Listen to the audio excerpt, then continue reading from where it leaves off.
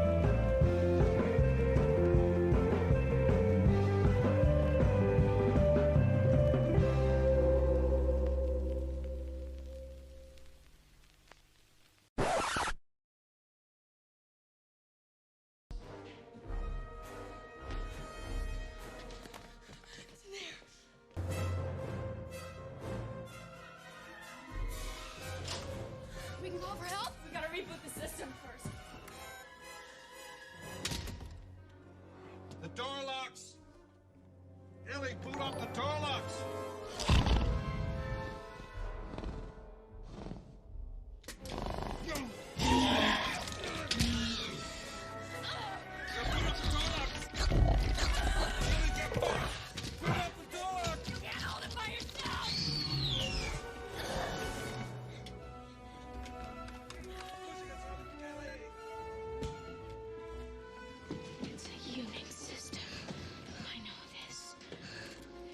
All the files of the whole park. It tells you everything. I gotta find the right file.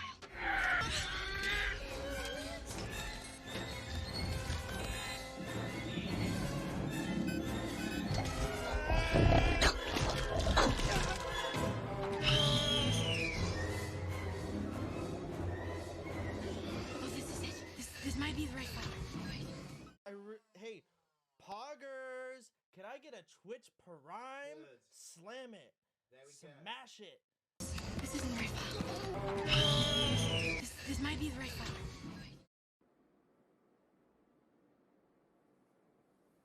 Mobile PC, I know. I mean, this part is good, but I want to delete this part. Move to your left. This isn't the right file.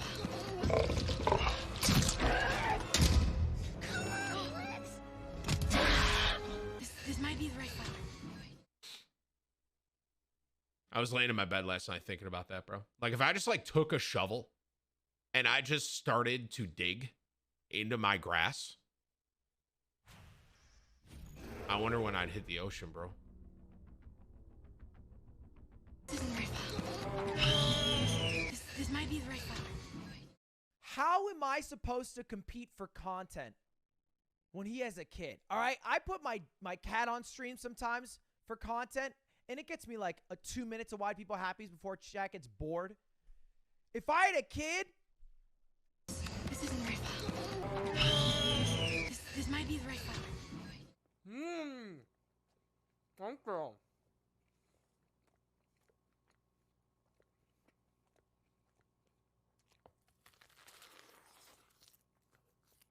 This isn't the right file.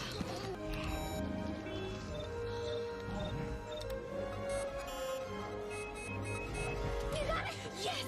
Dinosaurs lived a long time ago. They were terrible lizards. Yes! No. This is it! Some ate plants, some ate meat, some ate fish, and some ate beets.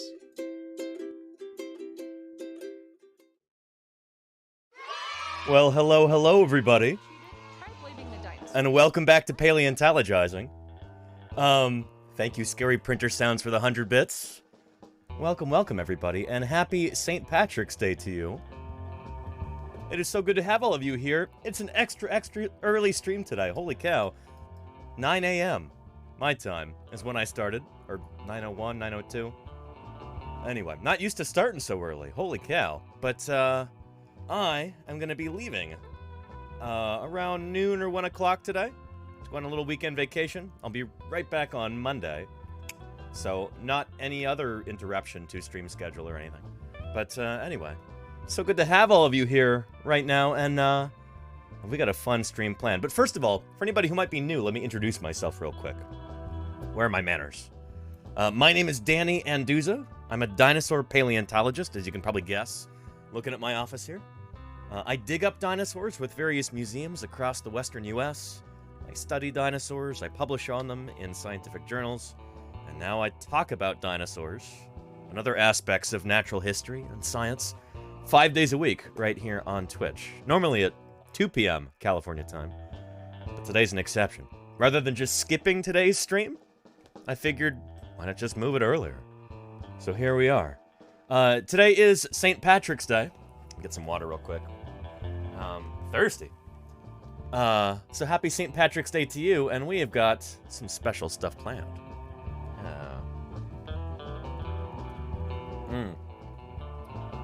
Excuse me. Water tastes a little funny today. But, yeah. St. Patrick's Day. There's a lot of myths and legends about it. We're going to be going over one of them today and kind of using that as a springboard for talking about biogeography. Tommy Plodicus Gifted a tier 1 sub to Shipwreck. dropping a gift sub right there. Thank you, Tommy Plodicus. Really appreciate that. Ah, good stuff. Good stuff. So, yeah. Anyway, we all know that old story about St. Patrick banishing the snakes from Ireland. Everyone's heard this piece of folklore, right? Well, we're gonna be talking about. You probably know already that's not true, but we'll be talking about why. And then we'll be talking about biogeography. Why do certain animals live in certain places, but not other animals in other places? The study of that is what we call biogeography. Or maybe geozoology. Geozoology? Anyway. When it's specific to animals, it's zoology, I guess. But anyway, we're going to get into that in a little bit. And wherever this discussion takes us, we shall go. That's the beauty of a live science outreach broadcast like this. You never quite know what we're going to be discussing. So let's scroll up to the top of chat, and I'll say hello to everybody, and we'll get this thing kicked off. We had a bunch of people here before we even got started. Holy moly. Golganak and Travel the World and Claire Burr. How are you all doing? It's great to have you here. Holy cow. Science Streams. How are you doing, Valent? Hope you're doing well. Hope you and Lita and the baby are all well and good. And thank you again, holy cow, for the pins and the sticker. I really appreciate that, Valent. And the sticker is already on my streaming laptop. So thank you so much for sending me that. I really appreciate it. And if anybody's not yet following Science Streams, let's get a shout out for Science real quick. Brow is here too. Brow, how are you doing? Welcome. I hope you're doing well. It's good to see you here so early. So Fluff, what's shaking with you? Good to have you. Only Diamond, how are you doing? Hello to you too, Cloudy Sprite. Welcome. And Check Morticia. Early stream indeed, yeah. Yeah, I try and get the word out about streaming schedule and everything, but maybe I need to do that more on the Discord. I'm very bad at, This is it. This is the horizon which marks the extinction of the dinosaurs. Claire Burr. Below this level, not in here, there are dinosaur fossils. Above this level, on these rocks, there are no dinosaur fossils. So I'm actually standing on the level that marks the extinction of the dinosaurs. There you go. And their 9 raiders have stumbled below that level. Claire Burr, Dinosaurs. thank you for that raid. I really appreciate it. How did your stream go, Claire? I hope it was really good. Thanks for being here so early. I know sometimes you're like, you might not be awake at this time, so thanks for, I bet you shifted your schedule around a bit, and I appreciate you for it, Claire. Thank you. Holy moly. It's going to be a special stream today, and I'm glad you could make it. It's going to be fun. And Bat Medler's here too. How are you doing, Bat Medler? Welcome. DTO Car, what's shaking with you? It's good to see ya. Yeah. Tactile says you early. Yep, I am. I've been talking about this for weeks now. It's been on the calendar, it's been on the schedule. And here we are, as promised. So yeah. Who else do we have got? Eddie Scarin. Oh, hi to you too, Eddie Scarin. Try blaming the dinosaurs. I often do, Murph. Excellent paleontologizing ! Oh, well, thank you, Golganak, for those 100 bits. Really appreciate that, Golganak. And Murph. Dinosaurs are a magical gateway to teach science. It's true. Happy to support your goal of science outreach. Paleo salute. I appreciate that tremendously, Murph. Thank you for the 9 months of support. That is a long time. And, yeah. Wonderful, Murph. Wonderful. Thank you. Fantastic. Yeah. And upstairs down, yes, indeed. Streaming early today, a full 5 hours early. Who else have we got? Arle. How are you doing, Arle? Enjoying the cold open video there at the beginning. And Helix Fossil. A huge power outage. I'm sorry to hear that. Glad you got power back on, though, Helix Fossil. Good to see you. Yeah. Aditya says, what are you drinking? Water, as usual, Aditya. Yeah. Lordy! What is this about? Lordy is getting serious with those 5 gift subs. Getting serious indeed. Lordy, thank you. I really, really appreciate that. Look, we're now at 6 out of 40 gift subs, our goal for the day. Thank you, Lordy, for your ongoing support. I really appreciate you. Thank you, thank you. Good stuff. Good stuff. Yeah. Lordy, great to see you. I got to see part of your stream yesterday. Now you get to see part of my stream. We gotta do this more often. This is great. And Green Minstrel, how are you doing with that 4-leaf clover there? Happy St. Patrick's Day to you, Green Minstrel. And, cheers. Yeah.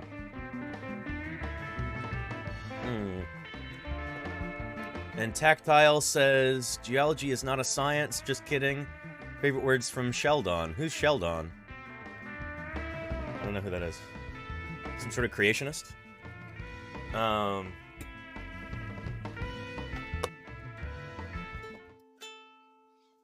Murph! Really appreciate that. 5 gift subs from Mirth. Holy moly, Murph. We've not even gotten started yet, and already. Wants ukulele with those 5 gift subs. That is extraordinary, Murph. Thank you, thank you. We haven't even gotten into our science yet, and already, the support is flowing like some kind of non-viscous fluid. Appreciate you, Murph. Thank you, thank you. Ah! Excellent. Thank you, Murph. Holy moly. Yeah. But yeah. Some Italian bird picks for Thursday. Birthday, very cool, Bet Meddler. Euro-friendly stream. Oh. there you go, Map Man. Yeah. Streaming early today at 9 a.m. Because I've got to go hit the road around 1 p.m. And so, yeah. I figured rather than canceling today's stream, just hold it early, you know? Yeah. It does make me wonder. Here, let's take a look at... Make sure this guy's muted. There we go. Yeah. But yeah, we do have a fair number of people from Europe right now. Holy cow. Very nice. Yeah. Current viewer locations right there. Very cool. Yeah. Hello, everybody watching from Europe or from a time zone more advanced than my own. And greetings from the lovely and beautiful, sunny San Francisco Bay Area. It is lovely and sunny outside. Yeah. Streaming early today because I got stuff to do this afternoon. So yeah, I'm so glad you're here. We're gonna get into our science in just a few minutes here, but let's see. Love that plugin, says MS Coggins. Wait, which one? Oh yeah, the one I was just showing you right there. That's cool, isn't it? I think that's pretty cool. Yeah. And you're from Romania. Very cool, Diamond. Well, it is great to have you here. You're the Norwegian one? Odile Lavdor? Very nice. Yeah. Right there. Beautiful. And, Try blaming the dinosaurs. Great drive. Great wake. Danny full score. Thank you, Golganak. I really appreciate that. Thank you for the 100 bits. Exquisite. I really appreciate that. Yeah. Yeah. And you're visiting San Francisco in May. Any recommendations on places to see fossils? Tommy Plodicus, no, not really. Shoot, that's the thing. Is that in our beautiful sunny San Francisco Bay Area, there really isn't a publicly accessible fossil museum. We don't have a public fossil museum anywhere in the Bay Area. If you wanted to, you could maybe go look at a few of the little displays that they have at the museum in Berkeley, but that's like a research collection. It's not really open to the public. I don't know. That is one of my lifelong goals. That's a dream of mine, is to establish a public fossil museum here in the San Francisco Bay Area. Because we just don't have that, you know?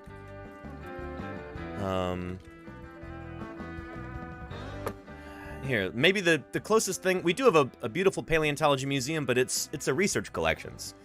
This is you can go see the T-Rex skeleton cast outside, but this is in a classroom building. So, like, you've got to walk past, well, you know, all these classrooms and everything to get there. It's not really a public-facing museum, you know? They've got a few other things on display. They've got a real Triceratops skull upstairs in the foyer of the library. This is actually going to be a new species of Triceratops once it finally gets published.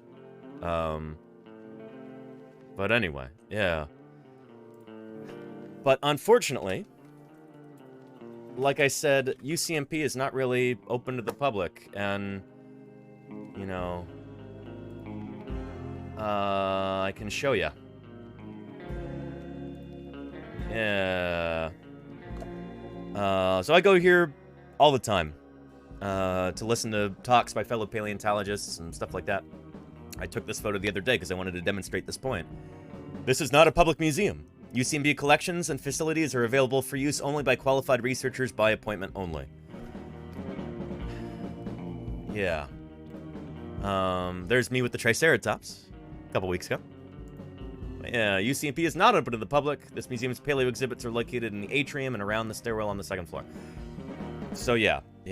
There's some cool things to see, but it's not like a public museum. We don't have anything like that in the Bay Area, you know? Which is nuts. There's 9 million people who live in the 9 counties of the Bay Area. We've got an economy larger than that of Saudi Arabia. People are intensely interested in science around here, and we just don't have a public fossil museum. It does not exist.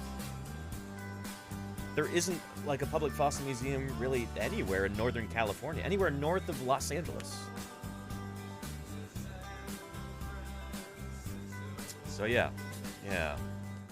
So that is madness, right, Tommy Ploticus? And we have an amazing fossil heritage here in the Bay Area. All kinds of cool Pleistocene fossils. We really need a museum. And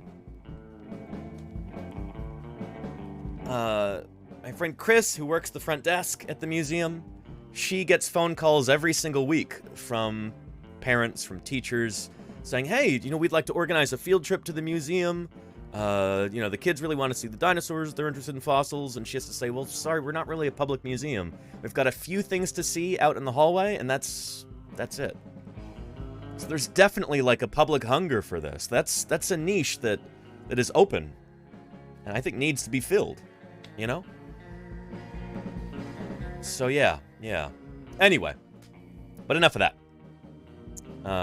Tommy Ploticus, I hope you enjoy your time in the San Francisco Bay Area. And I wish we had a public fossil museum for you to be able to visit, you know? Yeah.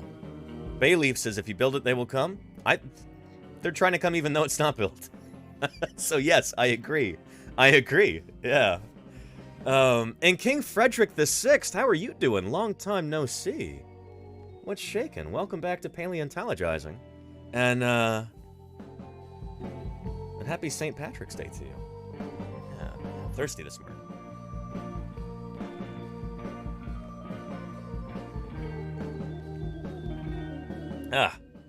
Anyway. Yeah. Today is, of course, St. Patrick's Day. And we're going to be talking about snakes, or a conspicuous lack of snakes, rather, in Ireland. Why that is. Hint, it's not because St. Patrick drove the snakes out of Ireland. It's, well, here, I'll show you. Excuse me. Scrolling down. Yeah. No, St. Patrick never drove any snakes out of Ireland. That island never had any snakes in the first place. But why do animals live in certain places and not others? And what can fossils tell us about that? So there's an image of St. Patrick banishing those snakes. And that's your homeland? Very cool, Cephalon Wolf. Very cool. Yeah. So, you know what? Let's talk about this.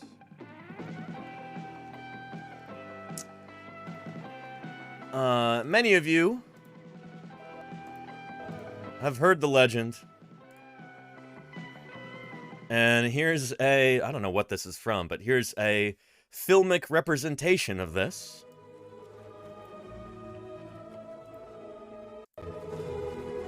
That's supposed to be St. Patrick there on the bow of that rowboat, I guess. Yeah.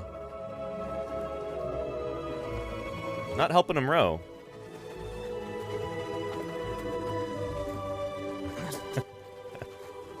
In the name of the Lord.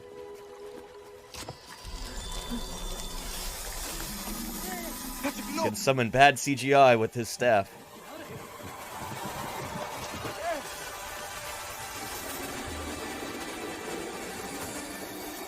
It's a sign from heaven.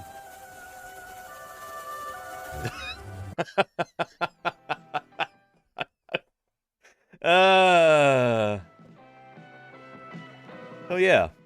Yeah. And Green Minstrel says it is said that snakes was used as a metaphor for heathens, which is also not true. So many people hear the, you know...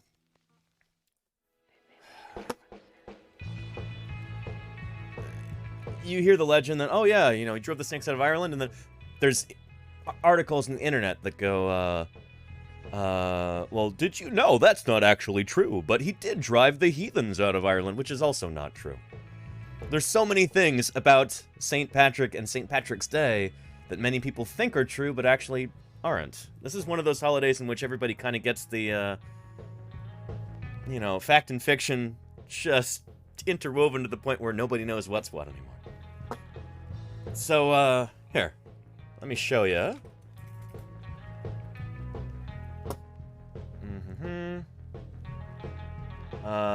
There we go. Yeah. This is from that podcast called Skeptoid, which is generally very well referenced, and yeah, it's good stuff, but, yeah. This is a, like, true or false pop quiz kind of thing, and I'd recommend you take a look at it. We're not gonna listen to the episode or anything, but, there you go. It's like most holidays, says Lordy. Yeah, I mean, yeah, most holidays don't talk about snakes, though, and so I guess that's why I'm all caught up on this one. Snakes get such a bad rap. They're such remarkable animals, and, but yeah, yeah. Anyway, St. Patrick was not Irish. He didn't have any association with the four-leaf clover. St. Patrick drove the snakes out of Ireland, also false. Most mentions you'll find of this online dismiss it out of hand, saying it's false, that he ever did any such thing. In fact, you're probably more likely to hear that it's false than you are to hear the story of him doing it. I have to wonder about that, because when I was a kid, this was taught to me literally that St. Patrick actually drove all of the snakes out of Ireland, and that's why Ireland doesn't have any snakes. But yeah. Did St. Patrick do anything that could be construed today as having driven away Ireland's snakes? Let's take a look. False! One of the Sunday school stories about St. Patrick is that after he arrived in Ireland, he was attacked by serpents. Serpents are symbols of the devil, and so Patrick cleansed the island by compelling all of its snakes off a cliff and into the sea, where they perished. Obviously, this is not true. And we're going to be talking today about why there aren't snakes in Ireland. It is true that there are no snakes in Ireland, except maybe ones that exist in captivity. Yeah. The simple fact is that Ireland never had any snakes. As the last ice age broke up and temperatures became warm enough for reptiles on the British Isles, the ice connecting Ireland to Great Britain was already gone by the time snakes were able to cross from the European mainland to Great Britain. One thing we can say for sure, though, no snakes made it into Ireland on St. Patrick's watch. I suppose that's true. But yeah, yeah. Good stuff. This is a fun holiday. It really is. And it's a wonderful excuse to talk about biogeography.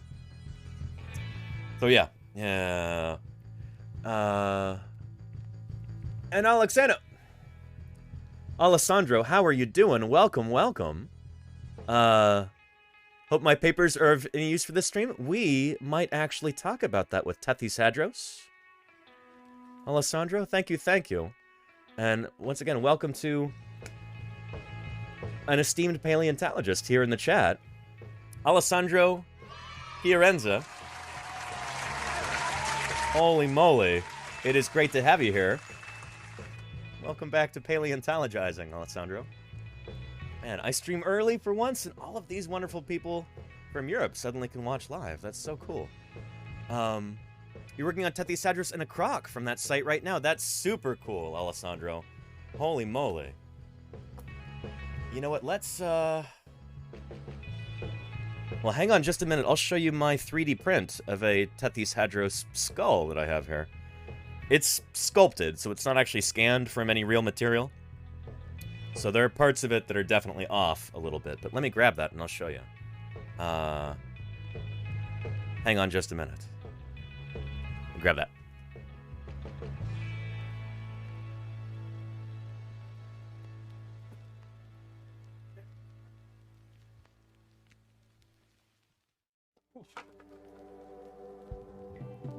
Aha!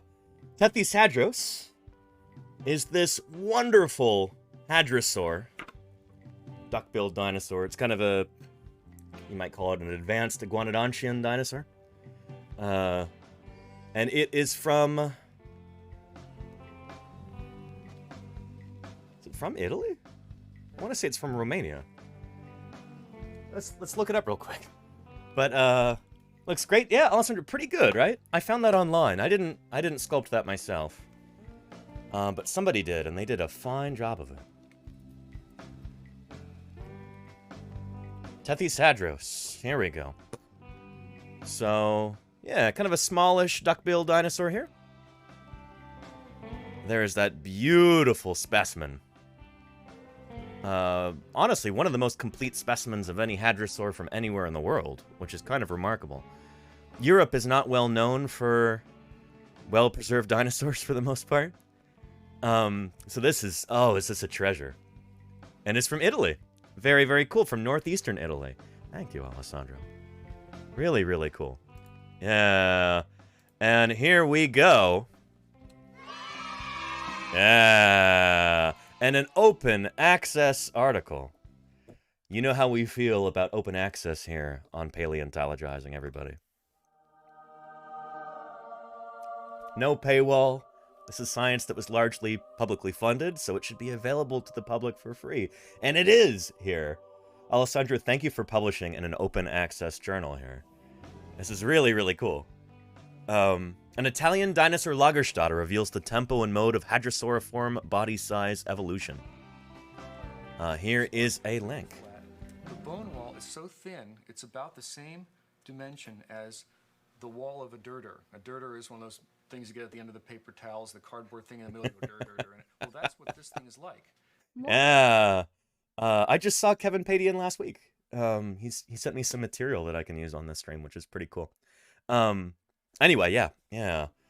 Thank you, Hike the Earth, for the 9 months of support there. Hike the Earth, I really appreciate that. Thank you for keeping me online for the past 9 months. Holy cow. It's a long time. Yeah. Here is that paper. Just gave you the link in chat. And, oh, this is beautiful. I actually really like the way that Nature Scientific Reports formats things, too. It's pretty nice. And take a look at that. This is beautiful. Speaking of biogeography. So yeah, Tethys hadros insularis. Right there. Kind of a smaller-sized duck-billed dinosaur. This is around the same time...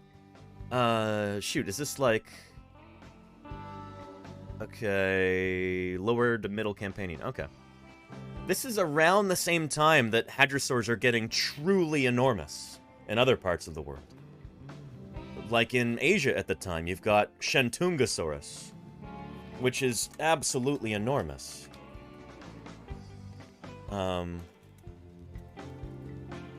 Possibly the biggest ornithischian dinosaur ever. It was huge. There we go, right there. So, and these guys are probably, they're late Cretaceous too. I don't know if they're Campanian or earlier Maastrichtian or what. But these are enormous, enormous creatures. And this is from the same broad group of dinosaurs. Hadrosauriformes.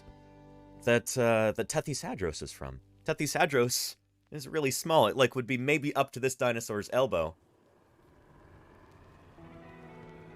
So it shows you kind of the diversity, the versatility maybe of the body plan for these animals. They could be small or they could be very, very large, like way bigger than an elephant. But also these guys live on the mainland over in Asia at the time, and little Tethys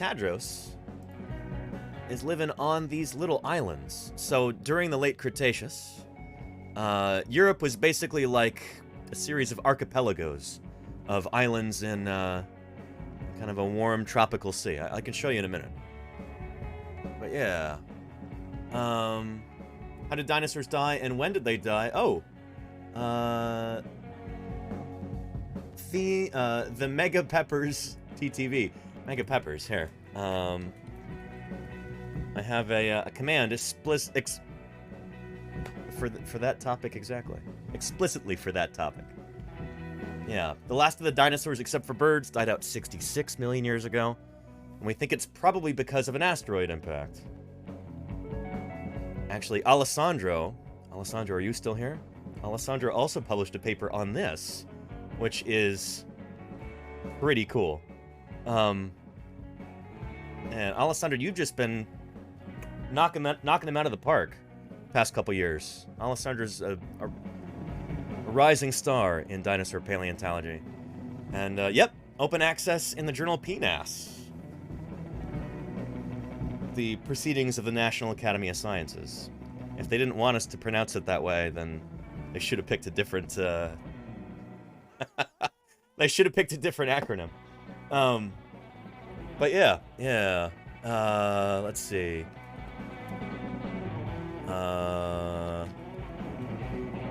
Kirenza, APG. Let's pull it up. I think this is it right here. Yeah, there we go.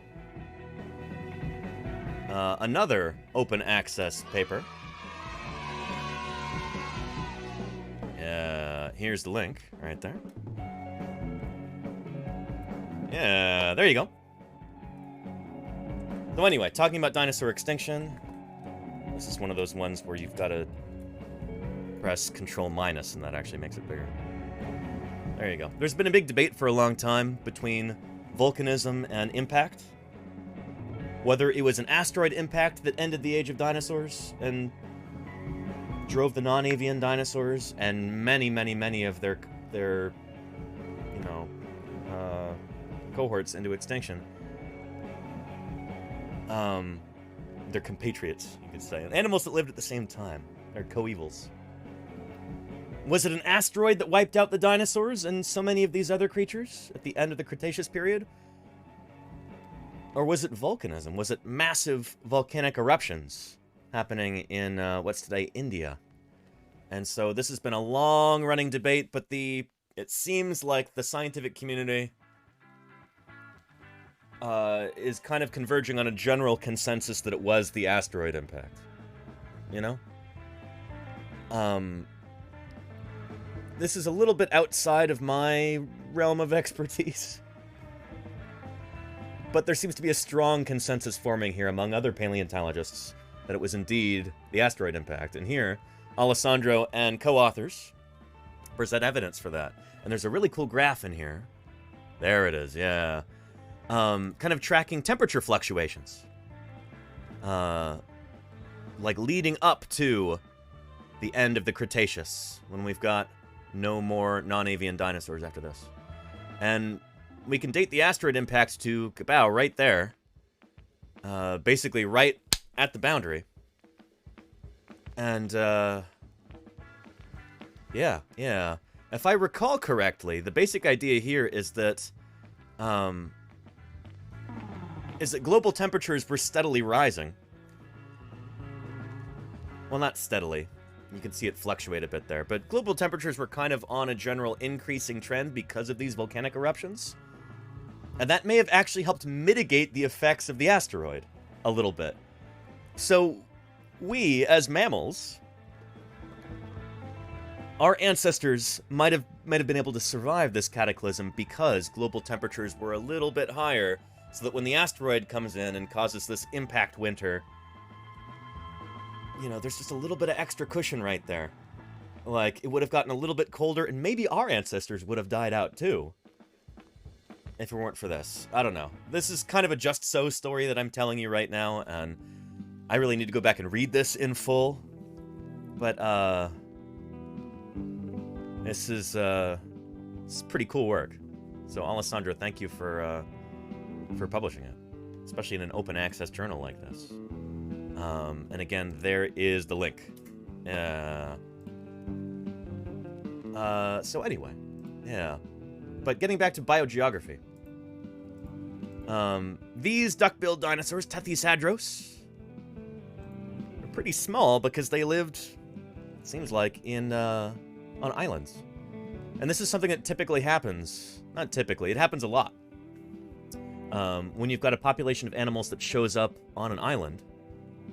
If they're animals that start off big, they tend to shrink. We call this island dwarfism, or insular dwarfism. If it's a creature that starts off small, it tends to get bigger. We call this island gigantism, or insular gigantism. And a lovely example of that is right over here. I had this book when I was a kid, and there's a dramatic example right here. I don't know how well this will show up on camera because, yeah, they put like a photo background here, you see. It's a little bit busy. But yeah, island giants and dwarves. Here, you've got giant dormice. So they're similar to the dormice that you'd find throughout the rest of Europe. You've got dwarf elephants. These are to scale, by the way. And they're not supposed to be that blurry. That's the camera. Come on, camera. Anyway. Yeah, that is to scale. Pretty cool stuff. Yeah. So, is this on the island of Crete? Where is this? Let's see. On the Mediterranean islands, the territories were smaller than on the mainland, and reduced quantities of food meant that smaller individuals were more likely to survive than large ones. As a consequence, the body size of Mediterranean elephants became progressively smaller as time went on. There is Paleoloxodon falconeri? It's hard to read with the... Yeah. Anyway, so mini elephants and big old rodents. The thing is, on an island where you don't have a lot of predators, the small size that would normally help keep creatures like this safe from predators, shoot, they don't have to worry about that anymore. With no predators around, they can get as big as they like. And so small creatures tend to get bigger without predation like that. And also, I guess, without competition from other, like, you know, small critters that might be competing with them for resources. And elephants kind of have the opposite thing going on. The sheer size of elephants is one of the things that protects them from predation. But being big is expensive. You need to eat a lot of food.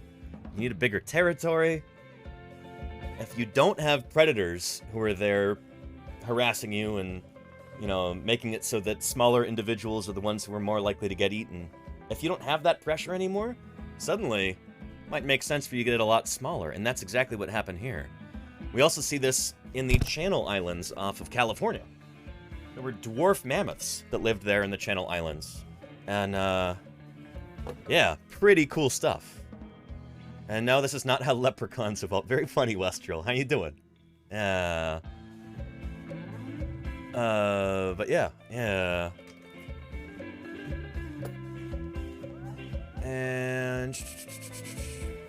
And Little Uzi Nate says, you're using the terms tend to.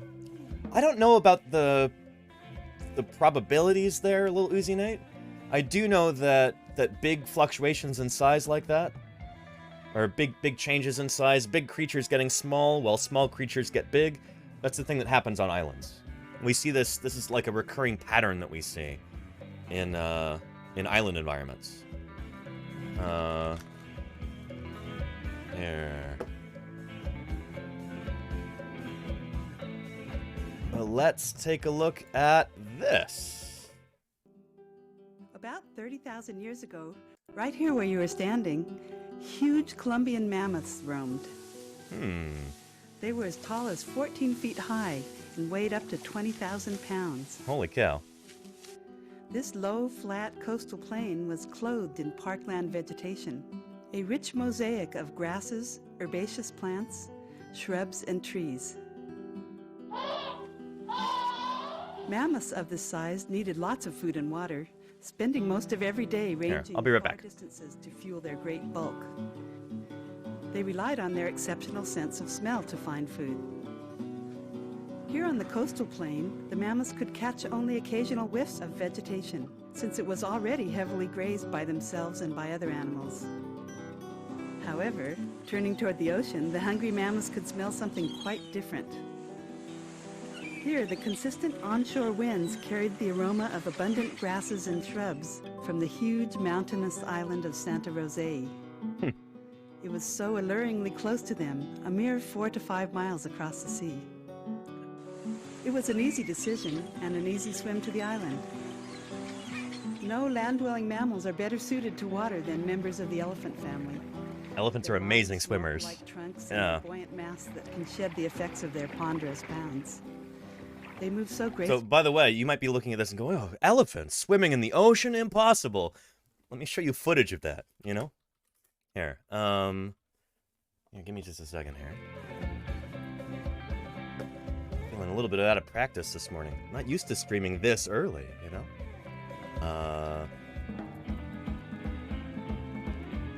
Yeah, elephants are actually very good swimmers. It's kind of amazing. Here, check it out. And we'll supply our own music, because I don't know if that's copyrighted there.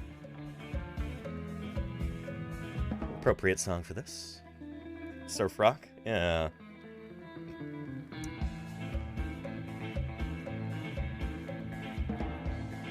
Yeah. Come on out. The water's fine. Here, let's fast forward a little bit.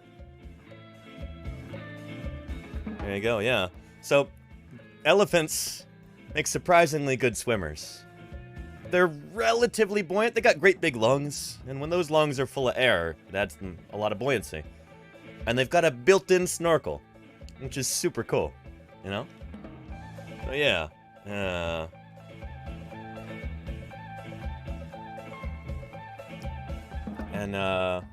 oh yeah, and shoot, giant ground sloths also got very, very big. Louisiana sloths also are surprisingly good swimmers. You wouldn't think they would be, but yeah. So anyway, yeah, elephants love being in the water. They really do. So back to this right here. In the ocean, members of the elephant family, with their long snorkel-like trunks and their buoyant mass that can shed the effects of their ponderous pounds. They move so gracefully in the ocean. Once on the island, the population of mammoths increased in numbers, and eventually the food supply became scarce there too. And over time, the thick glaciers and ice sheets that covered Canada and northern Asia began to melt. The level of the sea gradually rose, stranding the mammoths and flooding the lowlands of the island. The island decreased in size and eventually was split into 4 separate islands, the ones we know today. The Channel Islands. With this decrease in island size, the food supply was ever more limited, especially in times of seasonal shortage. The smaller mammoths that could survive with less food were at an advantage.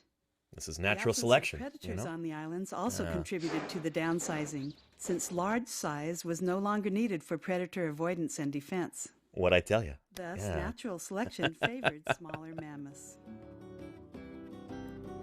Within 20,000 years, most stood only 5 to 6 feet at the shoulder, Yeah. less than half the height of their mainland ancestors. Very cool. These small mammoths became a new species, the Channel Islands pygmy mammoth. Yep. The replica bones that lie before you are the remains of one of these pygmy mammoths. I think this is They from roamed the islands, the feeding museum on there. prehistoric grasses, sharing the space with flightless geese and tiny island foxes. Flightless geese? I didn't know that. Oh, that's super cool. Then, about 12,800 years ago, along the northern coast of what we now call Santa Rosa Island, this 50-year-old arthritic male came to the end of his journey. Aww. He lay down on his left side and died. The island winds quickly buried his body with sand, his skin still intact. Very cool. The demise of the rest of the pygmy mammoths would follow. In fact, most of the world's large mammals disappeared from Earth about 10,000 years ago. On land, at least. Yeah, which curiously is also when humans were spreading out across the world. And I think pygmy mammoths actually held out for longer than their mainland counterparts, which is kind of nuts. Unless, like me, you suspect that they very well may have been hunted to extinction. That's maybe why these guys lasted longer than their mainland counterparts, is because it took longer to get to them for our human ancestors to get at them, you know? On land. So space mammoths could still exist. No, I'm talking about whales. She said, The demise of the rest of the pygmy mammoths would follow. In fact, most of the world's large mammals disappeared from Earth about 10,000 years ago. Maybe that's true. I don't know. Most. We're getting too pedantic here. It doesn't matter. The point is, a bunch of big mammals went extinct all around the same time. And that's just almost exactly the same time that that our ancestors first came out of Africa and spread out across the globe. So yeah. What caused the extinction of all these large animals is still uncertain. Yeah. In 1994, a clue to this mysterious past was discovered. Over time, erosion exposed this ancient animal to the eyes of the modern world. And two iguanodons, yeah, that's a really good point. Yeah, those giant lemurs from Madagascar. Oh, boy, yeah. A colleague of mine, he was, yeah, he was out there digging. They had to go spelunking, so they would have to rappel down into these caves in order to pull all these really cool subfossils out, and giant lemurs, I think, were among those. That's Don DeBlue, the assistant state paleontologist of the state of Utah. I was working with him last summer, and he's told me some really, really cool stories about finding lemur fossils out there. Yeah. 12,000 years after the pygmy's death, its fully articulated skeleton, whose replica bones lie before you, was discovered and excavated, revealing the world's most complete pygmy mammoth skeleton ever. Beautiful. You can now discover the pygmy mammoth's past on your own as you explore this interactive CD-ROM. Okay. Learn intriguing stories of mammoth origins. Beautiful art there. Holy cow. Why they became extinct. The discovery of mammoth fossils. The history of humans and mammoths. And the importance of the Channel Islands and ongoing preservation efforts there. You may even find out the answer to the long-debated question, why did the mammoth cross the channel? So, click on an icon and take your own journey of discovery. Cool. Well, that's here on the old YouTube. I'll give you the link. But yeah. Island biogeography. Really, really neat. Let's take a step back and let's talk about what is biogeography in general. Yeah, because, well, once again, we're talking about the myth of St. Patrick driving the snakes from Ireland. There actually never were any snakes in Ireland. We're going to talk about why. But this is a wonderful excuse to talk about biogeography in general. So, yeah, here's a little intro to what that term means and why it's so important. Biogeography. Next up, biogeography. Well, biogeography is the study of how animals, plants, and other organisms have come to occupy the places on the globe. In that brief moment, we alone are the only species to comprehend and appreciate the great dinosaurs. Thank you, Fedorasaur, for helping us understand and appreciate dinosaurs. I don't know, I'm trying to find a clever way to work that in. Anyway, thank you very much for your ongoing support. 18 months is a long time. Thank you for supporting me and helping me try and bring science to the people in a way that's interactive and hopefully not too intimidating, you know? So yeah, thank you, Fedorasaur. Appreciate you tremendously. I do. Here, let's scoot back just a titch. Where life lives. Next up, biogeography. Well, biogeography is the study of how animals, plants, and other organisms have come to occupy the places on the globe that they do. Imagine a new island being born in the middle of the ocean. At first, it's a hunk of rock, lifeless, but gradually, seeds... And it looks too green right there. It should look like a hunk of volcanic rock, you know, like the Hawaiian Islands coming up from the seafloor at a rift zone there.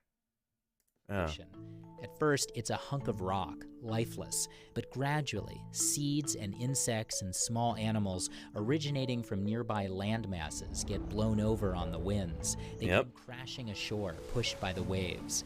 Not all the organisms make it, but those that do, with time, adapt to island living, perhaps even evolving into new species. Yep, we see this again and again. The finches of the Galapagos Islands, the birds of paradise of Papua New Guinea, the honey creepers of Hawaii, and so on. In each case, a single island species diversified into an array of species found nowhere else on Earth. Biogeography's also got something to say about why some closely related species flourish on different continents. Yeah. It seems odd until you recall that Earth didn't always look this way. A few 100 million years ago, all land was part of Pangaea, a hulking supercontinent. There were no vast oceans to interfere with the movements of organisms. But then... This is actually one of the reasons why dinosaurs spread out so quickly. Is because at the time that the first dinosaurs evolved, Earth's continents were all smushed together into a massive supercontinent, what we call Pangaea. So 240 million years ago is around maybe just before the evolution of the first dinosaurs. But basically, you could walk to any part of Earth that was land at the time. There would have been a few islands scattered here and there, that kind of thing. But, like, all of the continents are stuck together. South America, North America, Africa, Europe, Asia. Down here, you've got Australia, Antarctica, New Zealand, and Madagascar and India all smushed together right here. Aw, look. Look at all those chickens. Aw, D. Maxwell, 5 months. Thank you so much for your ongoing support, D. Maxwell. I appreciate that tremendously. Thank you, thank you. Oh, yeah.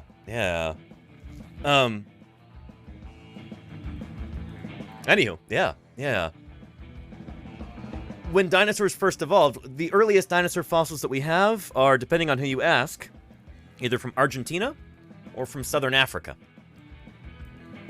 Which makes a lot of sense because, well, shoot, we've got rocks from the right age right there, but these would have been connected. And Dinosaur Dave... Just woke up and can confirm my dinosaurs of Patagonia and several other dinosaur, paleo-themed image sets are in my Google Drive. Oh, very cool. Videos and stuff like that. Nice. Google Drive in a whisper. Now Thank you, Dinosaur Dave. I really appreciate that. We'll probably check that out on Monday, I think. That'll be a lot of fun. But thank you, Dinosaur Dave. Good stuff. Good stuff. So anyway, the point of me showing you this right here is, well, A, it's cool, and I hope you also think this is cool. But B, this helps explain why we've got dinosaurs on all 7 continents. We've even found dinosaur fossils in Antarctica. How did they get there? Well, they walked. Dinosaurs were lucky enough to first evolve at a time when all of Earth's continents were all smushed together like that, and then they slowly start to break apart over the course of the age of dinosaurs until we get to, say, 66 million years ago. They've already moved apart to this extent, right back then when the asteroid struck. There's actually the crater right there. Big ugly spot. Bow! 66 million years ago, this seems to have been what wiped out the non-avian dinosaurs, along with like 60 to 70% of all other species on Earth. But yeah. So anyway, a lot can happen in 180 million years, you know, in terms of the motion of the continents. But yeah. Pangea. And starting about 170 million years ago, the continents drifted like vast rafts across the sea. And the species living along the edges, they were split in two. Fast forward to the present day, and you get a plant in South America whose close relatives grow in the tropical Pacific. We can use phylogenetic trees as sort of maps to help us reconstruct the movements of organisms across the planet. Yeah, okay. Well, there you go. Biogeography. Now, before we actually dive into reptiles of the British Isles, in honor of St. Patrick's Day. Yeah. Oh, and Hugin has replied on Twitter here. Not so fun fact, these snakes were the local druid population of Ireland. That's also not true. And we'll talk about that also, but that's also a myth. Yeah. I know it makes a good story, but that part's not true. St. Patrick didn't actually drive druids from Ireland. He didn't actually bring Christianity to Ireland either. He moved to Ireland because there's already like a monastery and some other stuff there. In like, what's this? 5th century CE? And yeah, like, local, like, you know, pagan people were around for hundreds of years after that, as far as I know. So anyway, yeah. But yeah, Lil Uzi Nate says, Danny, do you know anything about the close evolutionary relationship between elephants and wildly different animals? Yeah, we can talk about that real briefly, Lil Uzi Nate, and we can also work that into some discussion of biogeography. Here. Let's take a look at our tree of life here.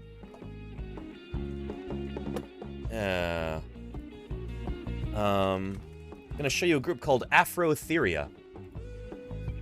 And this is actually fairly recent. It was only within the last maybe few decades, maybe the last 30 years, that we actually started to realize that these creatures are each other's closest living relatives.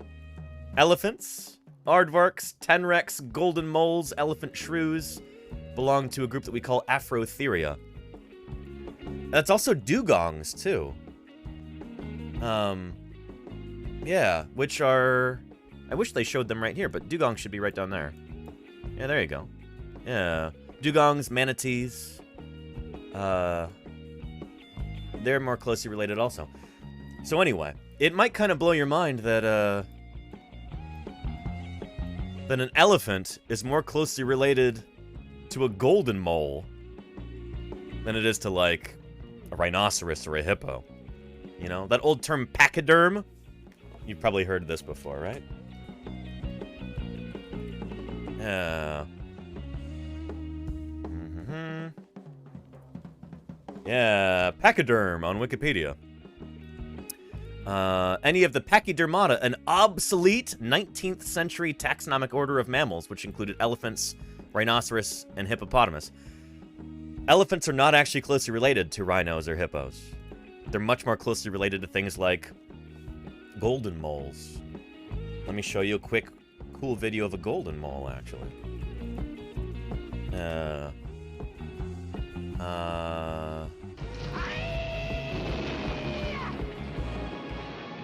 And BeBear2727, thank you for the follow. I appreciate it. Welcome to Paleontologizing. Good to have you here. So yeah. And no, Hyrax, I don't know if Hyraxes are part of that group. I want to say Hyraxes are closer to...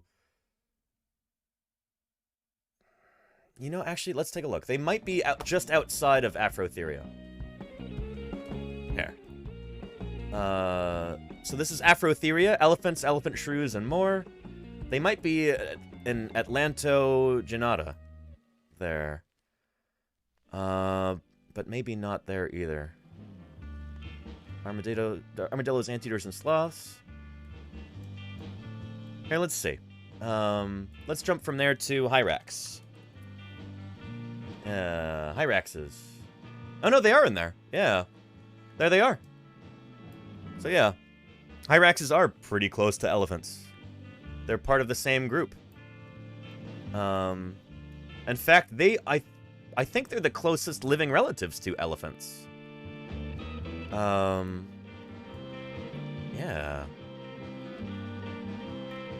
Anyway. Let me show you this remarkable creature. The golden mole. I think you're going to like it a lot, but this is also pretty close to elephants. Take a look.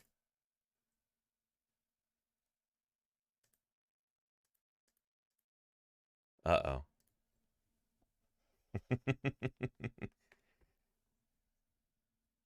Yeah.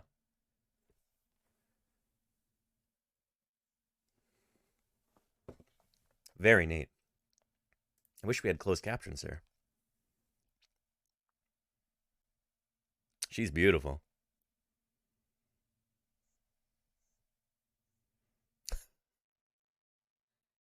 Totally blind.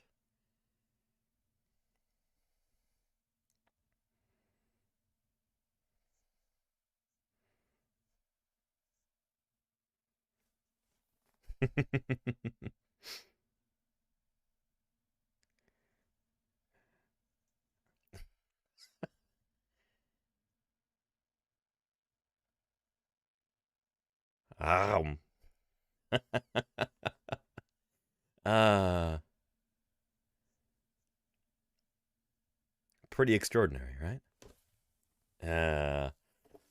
Cool stuff. I wonder if we can find a video on Afrotheria. Because that would be pretty neat.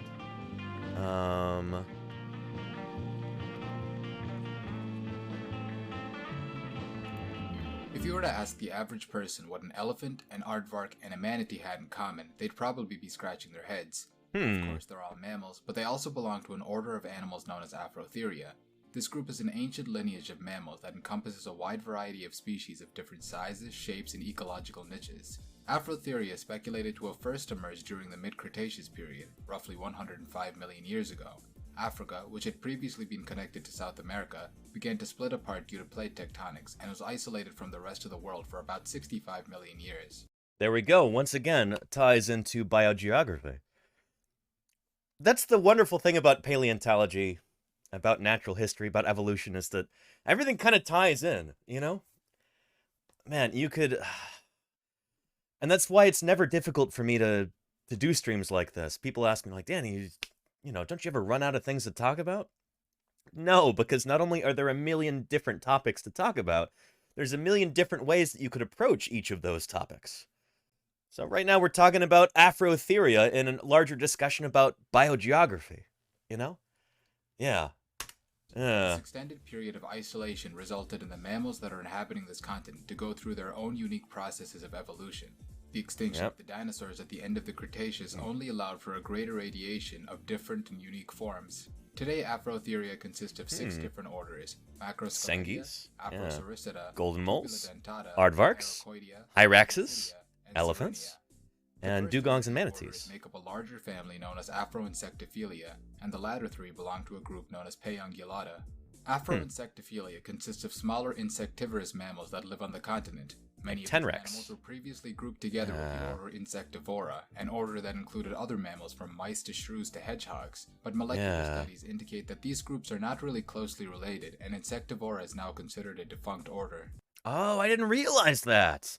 I knew some critters were, like, taken out of Insectivora. That's the group name. With mammal taxonomy, it can get a little confusing, because when you say carnivoran, people think, oh yeah, it's things that eat meat. But no, carnivora is like a specific group of mammals, most of whom eat meat, but not all of them do. Same with insectivora. Like, oh, insectivores, they eat insects. Well, not all of these eat insects, probably, at least not exclusively. And now this group is no longer considered a real group. turns out that all of these vaguely similar looking creatures with vaguely similar habits, turns out it's just a wild grab bag of different kinds of mammals in here. And DNA testing, like he said, molecular studies have shown that this is the case. The DNA doesn't match up for these animals. So they're not all closely related to each other. This was just like a assorted grab bag that, got stuck together like that.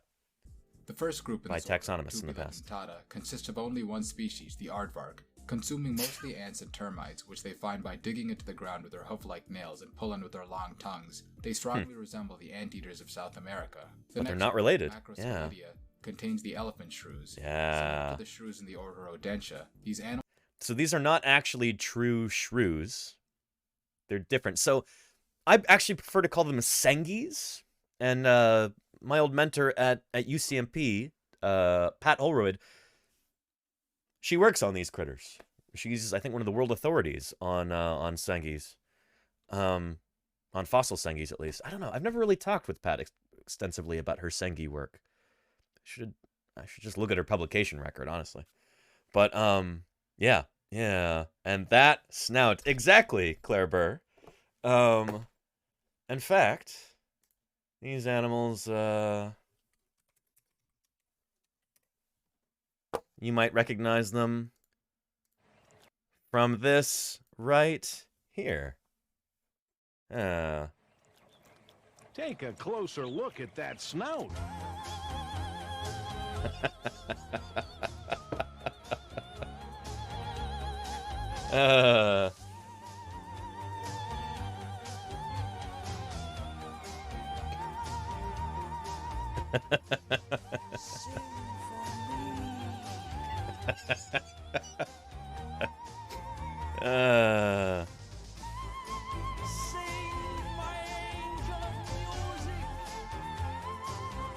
Anyway, you get the idea. But those are sengies.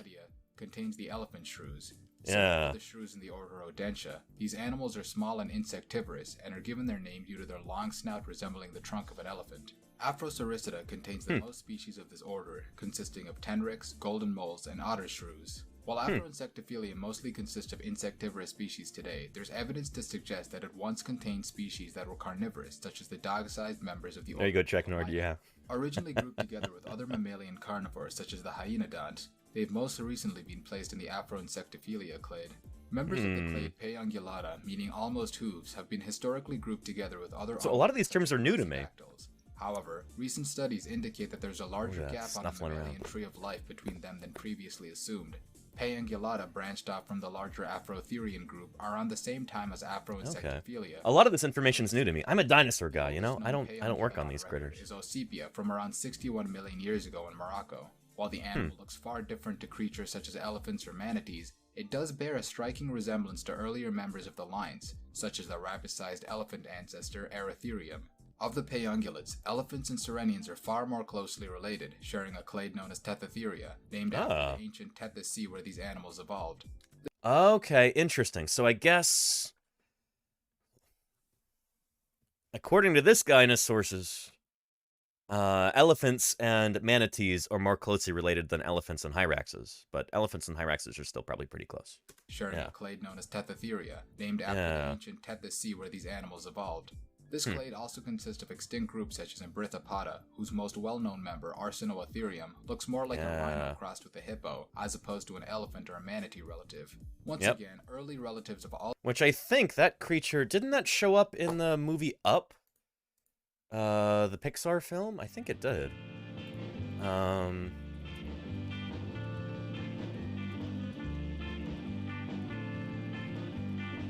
Yeah.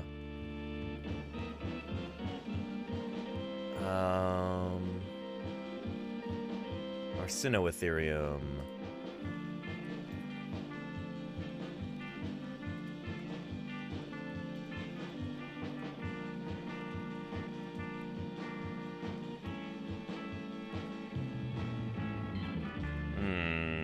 I'm trying to find this for you.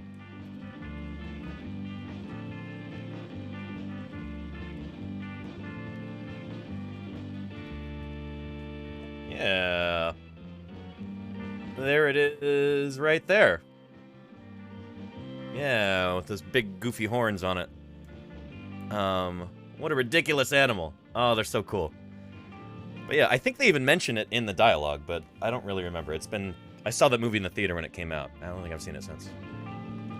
But yeah. And Claire, you just noticed the water? Yeah. I don't know, the water tastes kind of funny today. Something's going on.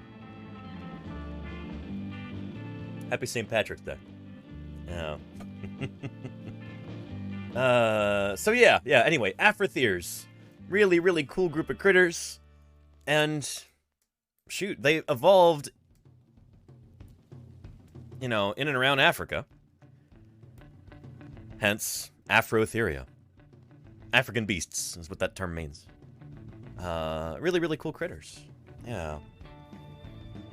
So anyway, this is really neat because it kind of gets into why biogeography is so important to paleontology. And how paleontology and biogeography, there's an incredible amount of overlap there. But this wasn't always known about.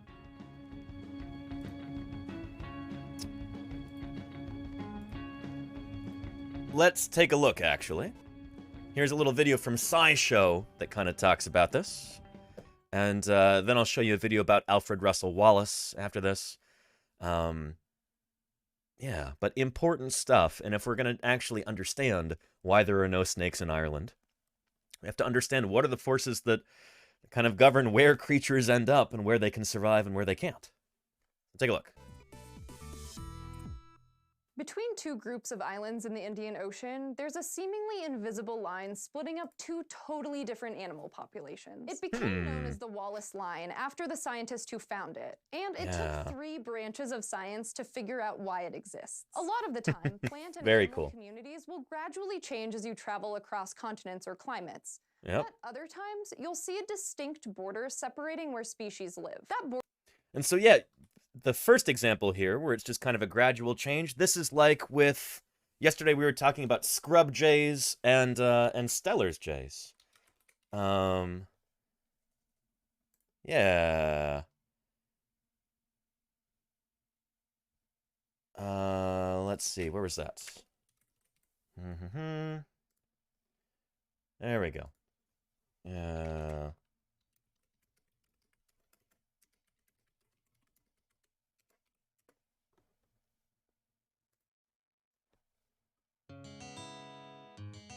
There we go. Scrub jays and Steller's jays.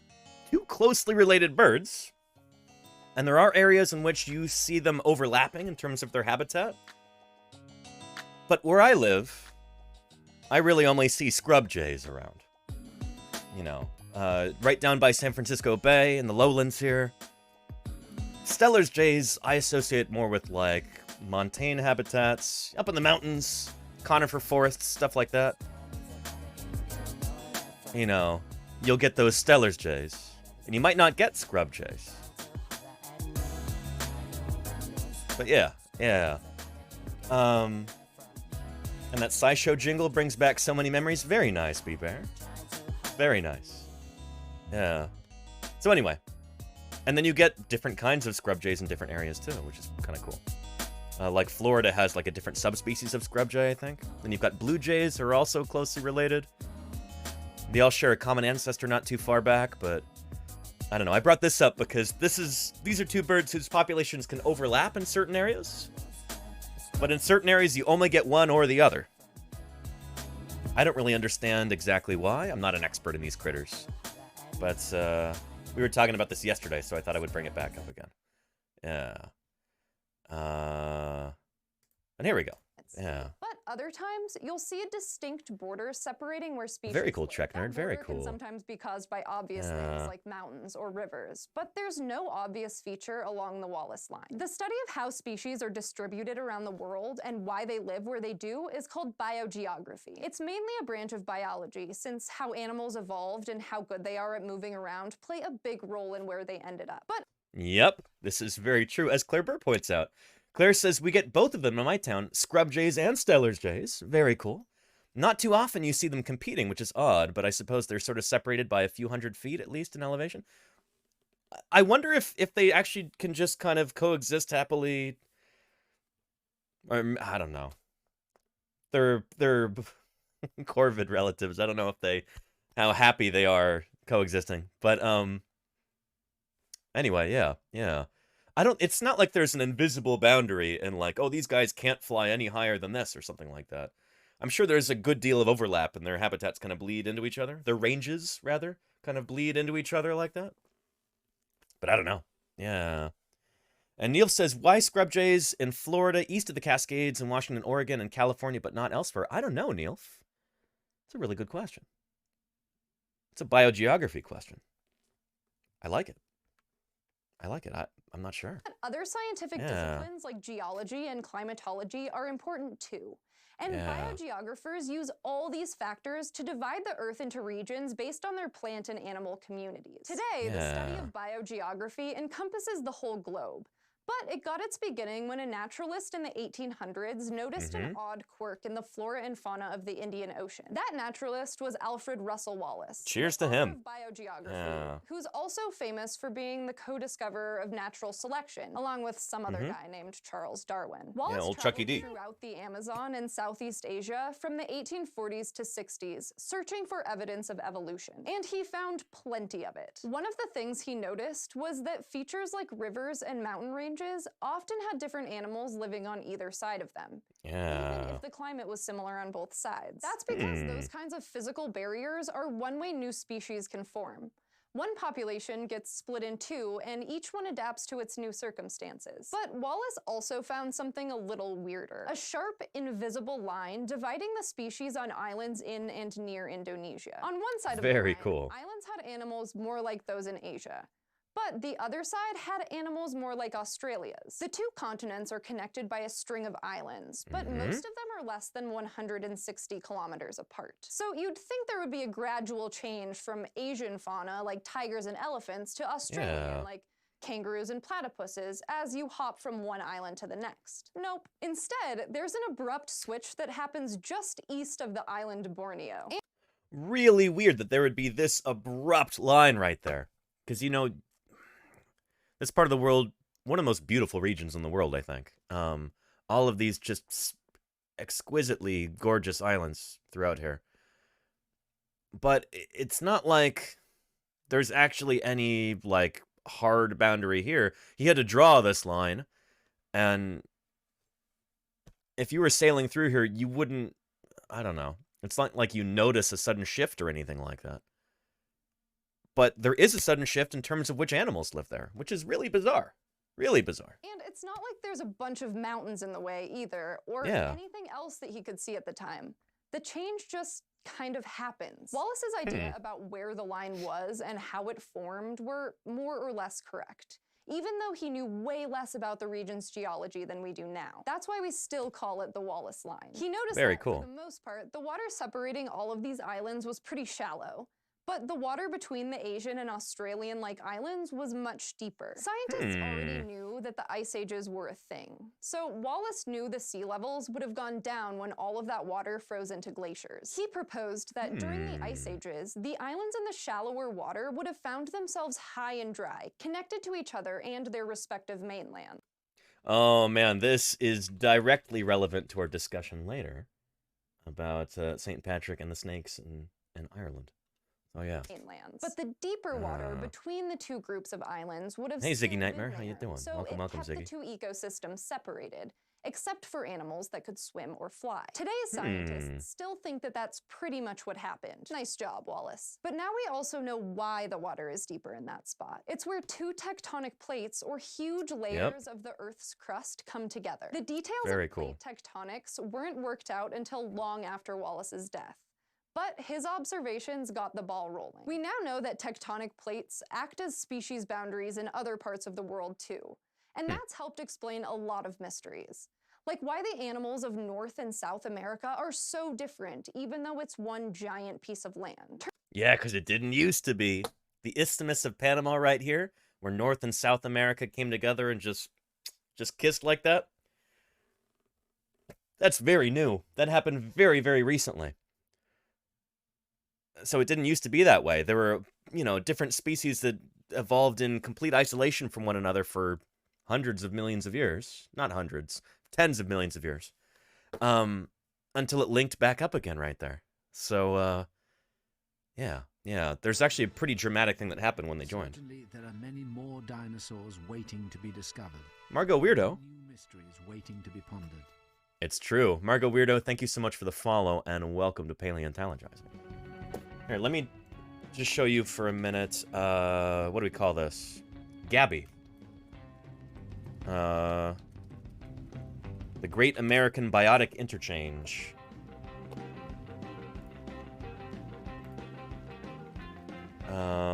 Let's see.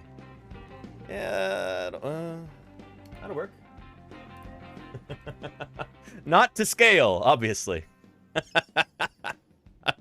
But we've got North America up here and South America down here. Again, not to scale. But North American species, proboscideans, elephants, camels, you know, like this ancestor of the llama right here, cats and pigs like this peccary and tapirs. These guys all evolved in North America. And they ended up moving south when this land bridge formed. And the two continents finally kissed like that.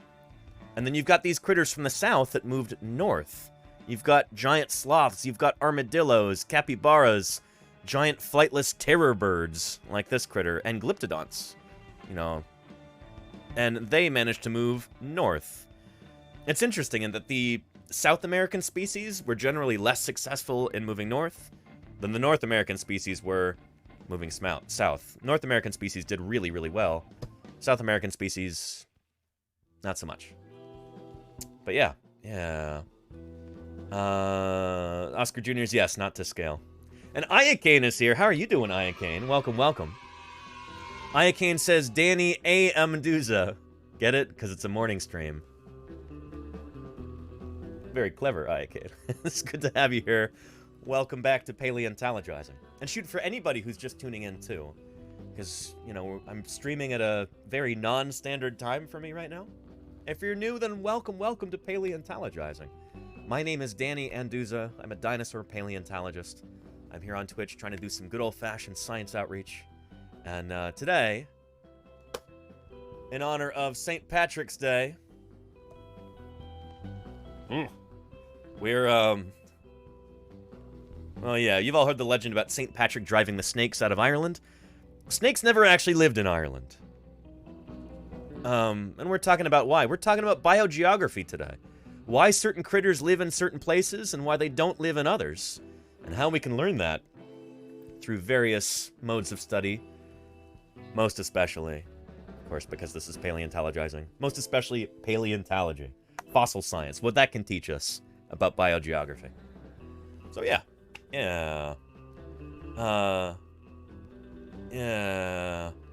And hey, I'm glad you're here too, Ziggy. I hope your dentist appointment went well also. I hope they let you keep your teeth. Yeah. Man, I could talk about mammal teeth and how they don't get replaced like dinosaur teeth did and all that stuff. But we're going to stay on the ball here, as it were, and continue our discussion of biogeography. Of North and South America are so different, even though it's one giant piece of land. Turns out they weren't actually connected until I jumped the gun with this, but she's going to say what I said. There you go. Two tectonic plates crashed into each other a few million years ago, after a lot of species had already evolved. When you look at a map, it's easy to forget that the Earth has changed a ton over time. But those shifts in geology and climate are what shapes the animal communities we see today. And the cool part is that the more we know about geology, the more we can figure out about biology, and vice versa. You can't completely explain why different species live where they do without also knowing about things like ice ages and continental plates, which kind of makes science one big nerdy family. Thanks for watching this episode of SciShow, which was brought to this is actually what Edward O. Wilson called consilience, which is basically when, like, you know, different scientific fields come together at various points to help solve certain problems or learn new things, you know? And you get like weird hybrid fields that pop up, like exobiology, where you're combining space science with biology. Or shoot, paleontology is a mixture of geology and biology. You know, that's a form of consilience in and of itself. So yeah. And travel, I'm streaming right now, so I'm not going to check the mailroom right now, but give me a little while, Travel. Maybe if we get a raid, I can do that.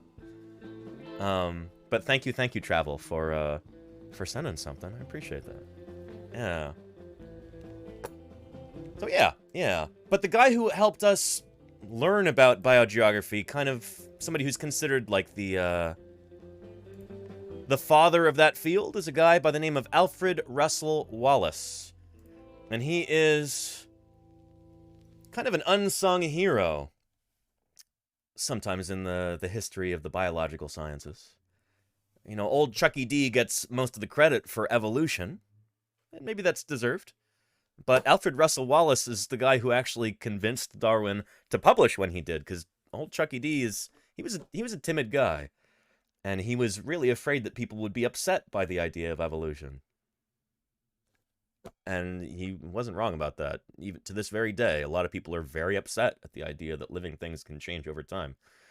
But anyway, Alfred Russel Wallace independently came up with some of these ideas on his own, and he wrote to Darwin. He'd heard about this Darwin guy, and he's like, shoot, let me run these ideas by him.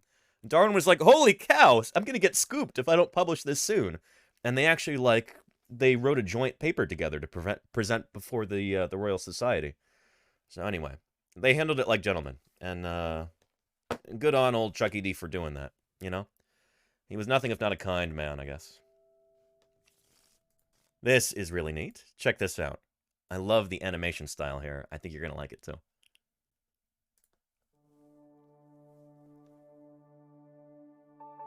Evolution by natural selection. This is an idea that has been sought after since the dawn of human thought.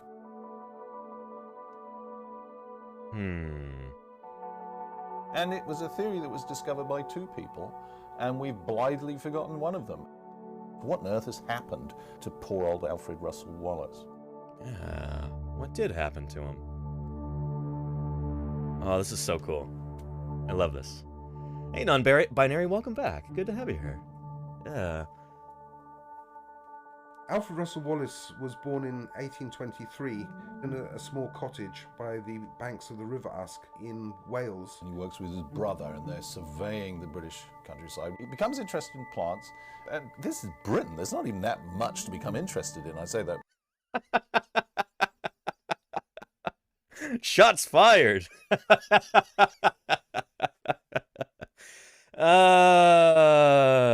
Well, yeah.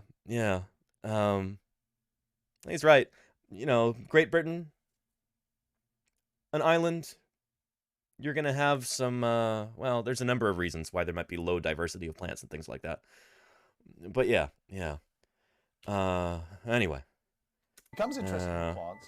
And this is Britain. There's not even that much to become interested in. I say that with a certain amount of national pride. And in 1844, he meets Henry Walter Bates. Bates turned out to be a really keen beetle collector. So, okay, here we are collecting beetles in miserable Britain. We can do better than this. We can do real science. He suggested to Bates that they both go off to Brazil and collect mainly insects, but also birds. These are two know-nothings. If they don't have any money, they've been nowhere, and they decide to go to the tropics. I mean, this is the equivalent today of going to Mars. It's just so unimaginably bold. They headed off to Brazil, worked together for a while, and then decided to split up and concentrate on different areas of the Amazon. Wallace was the modern equivalent of a backpacker. Basically traveling by himself. He's dependent upon local help. Everything's stuffed into a dugout canoe, and yet he's trying to do science. So one of the things that I really admire about Alfred Russel Wallace is that, and the way that he contrasts with old Chucky D, with Charles Darwin, is that Charles Darwin came from, like, a wealthy background, you know? Like, he was a member of the landed gentry. feet long, weighing 4 tons. Nodasfu, thank you for the 6 months. He won a lot of arguments in his time, but very few beauty contests. Hope you are doing great. I am. Perfect for stream. Keep it epic and educational. Thank you, Nodasfu. I'm glad I decided to do an early stream today instead of skipping today. I've got places I gotta be this afternoon, so I thought I'll just stream extra early. And, I don't know if people really like this. Maybe I'll start doing this more often. We'll have to see. But, anyway, today is an exception. Anyway, like I was saying, Alfred Russel Wallace. Alfred Russel Wallace, he did not grow up wealthy like Charles Darwin did. He's a very working class guy. And basically everything that he had to fight for. And he had a difficult life. I think, as you'll see, his experiences in the field highlight that. Yeah, take a look. Collecting stuff, which is the worst kind of science to do under those circumstances, because you're just accumulating enormous amounts of stuff. Yeah. Spider monkeys, toucans, parrots, fantastic, gaudy things. So he has this vision. He's going to walk into a London scientific salon with a toucan on his arm. He's not going to be a nobody, he's going to be a somebody. Yeah. What happened next was that 26 days into the voyage, when the ship was kind of in the middle of the Atlantic, it caught fire. Ship's on fire, it's going up like a tinderbox. And they watched the ship sink. Wallace got to visualize the collections which he'd nearly died for, those living animals, those pets that were his passport to the big time. He watches everything go up, literally, in flames. 10 days later, they were very luckily rescued by an old leaky ship that was going back to England. And he writes this poignant letter, as one would. It's nice to be back, I'm never going to see again.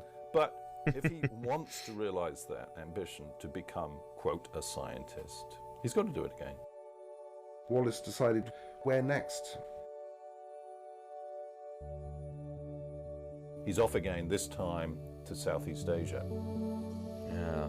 I think this is the same folks who did the coelacanth video, Claireburg. Yeah. Really love this animation style. It's really it's unique. He collected an astonishing total of 126,000 specimens of natural history, and out of all the specimens he collected, several thousand were new to science. He's doing the backpack Very thing cool. again. He's struggling to survive. He's getting attacked by his specimens keep getting stolen by dogs. And yet he's still finding time in between bouts of malaria to really think big picture. He was in a little village, racked by malarial fits. During this illness, Wallace was really thinking about natural history and the distribution of plants and animals in space and time. The notion was that species changed one into another through time. And for whatever reason, ping! Yes, there was his eureka moment. Wallace realized, basically, there's constant death and struggle in the natural world. There's finite resources, therefore a competition. So who's going to win that competition? Well, the best endowed. And thank you, Gozer the Disruptor, for following. That was only minimally disruptive.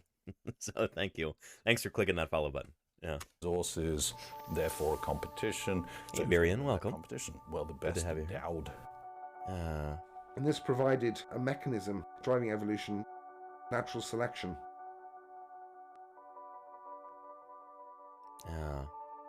If you want a eureka moment, that's pretty eureka-y.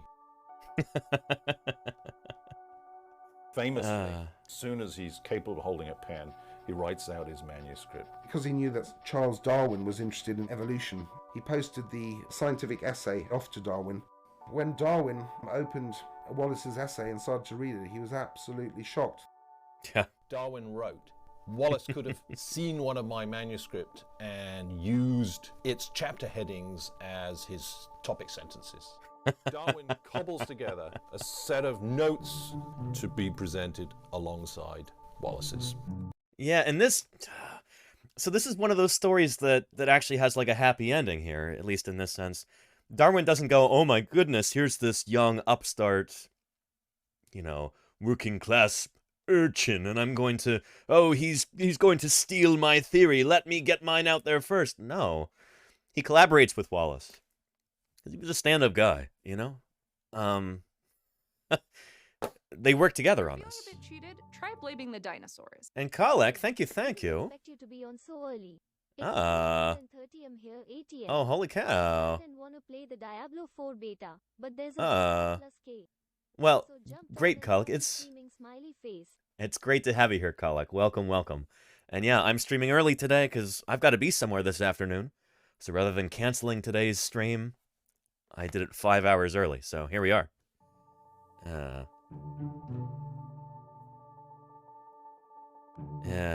Darwin and Wallace share the credit. Next thing that happened, of course, was it galvanized Darwin into scribble, scribble, scribble. The Origin of Species, published in November 1859. Yeah. In the preface, but it's my theory. Here it is. And look, to a certain extent, fair enough. You know, he's been working on this for a long time. Oh yeah, Does decades. Wallace go through and count the number of times he's referred to? Does Wallace get excuse me? No. Wallace loves the book, says, no, God, look, Darwin knows so much, I couldn't have done this. I suppose I hate sort of injustice, and I feel that at the moment the history of biology has a very Darwinocentric view. Yeah. People like Agreed. Wallace actually made massive contributions, and they deserve to be remembered as well. It's the greatness of the idea that they had, which should give him prominence, which is this idea that everyone's been seeking forever. Where we come from and how we relate to the rest of the natural world. Very cool.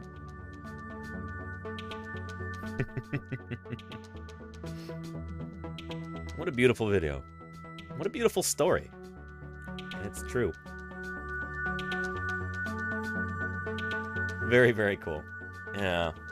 Let me give you a link to that video if you'd like to bookmark it for future viewing.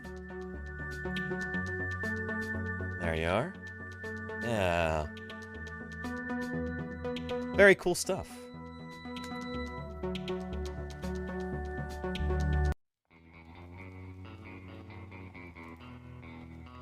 So yeah, Alfred Russel Wallace.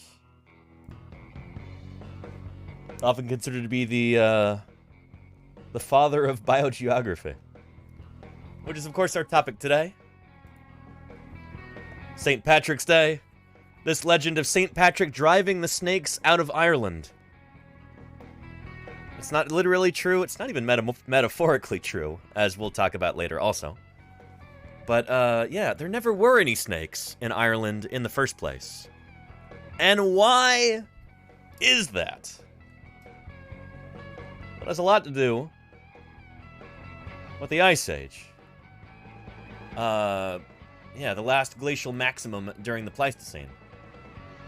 So let's talk about that. There we go. And given that that is Nat Geo, it's going to be really annoying about wanting me to log in, so let's open it in a different browser. There we go. Yeah. According to tradition, St. Patrick chased Ireland's snakes into the sea. Let's talk about it. And good afternoon, well, good morning to you, Invisible Dimensions, from here. It's just shy of 11 a.m. where I am. And did St. Patrick really drive snakes out of Ireland? It's the stuff of legend. The reptiles never existed on the Emerald Isle. St. Patrick's Day, which is celebrated worldwide on March 17th, honors St. Patrick, the Christian missionary, who supposedly rid Ireland of snakes during the 5th century AD. According to legend, the patron saint of Ireland chased the slithering reptiles into the sea after they began attacking him during a 40-day fast he undertook on top of a hill. It's admittedly an unlikely tale. Ireland is one of only a handful of places worldwide, including New Zealand, Iceland, Greenland, and Antarctica, that Indiana Jones and other snake-averse humans can visit without fear. But snakes were certainly not chased out of Ireland by St. Patrick, who had nothing to do with Ireland's snake-free status. Nigel Monaghan, keeper of natural history at the National Museum of Ireland in Dublin, told National Geographic. Monaghan, who has traveled through vast collections of fossil and other records of Irish animals, has found no evidence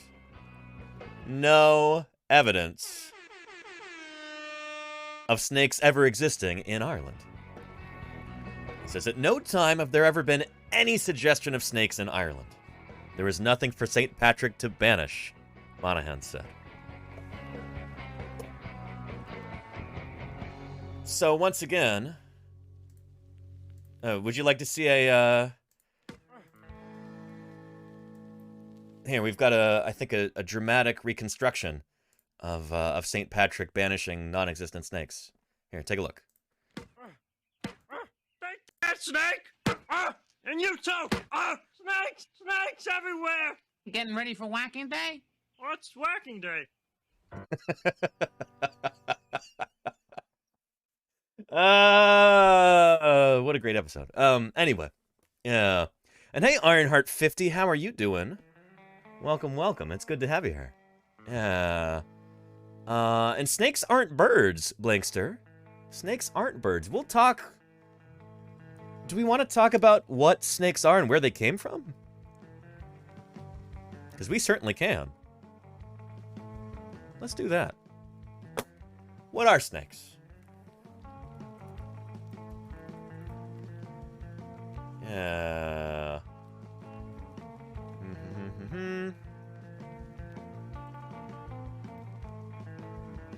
Let's take a look at this. The great snake debate. Now with closed captions.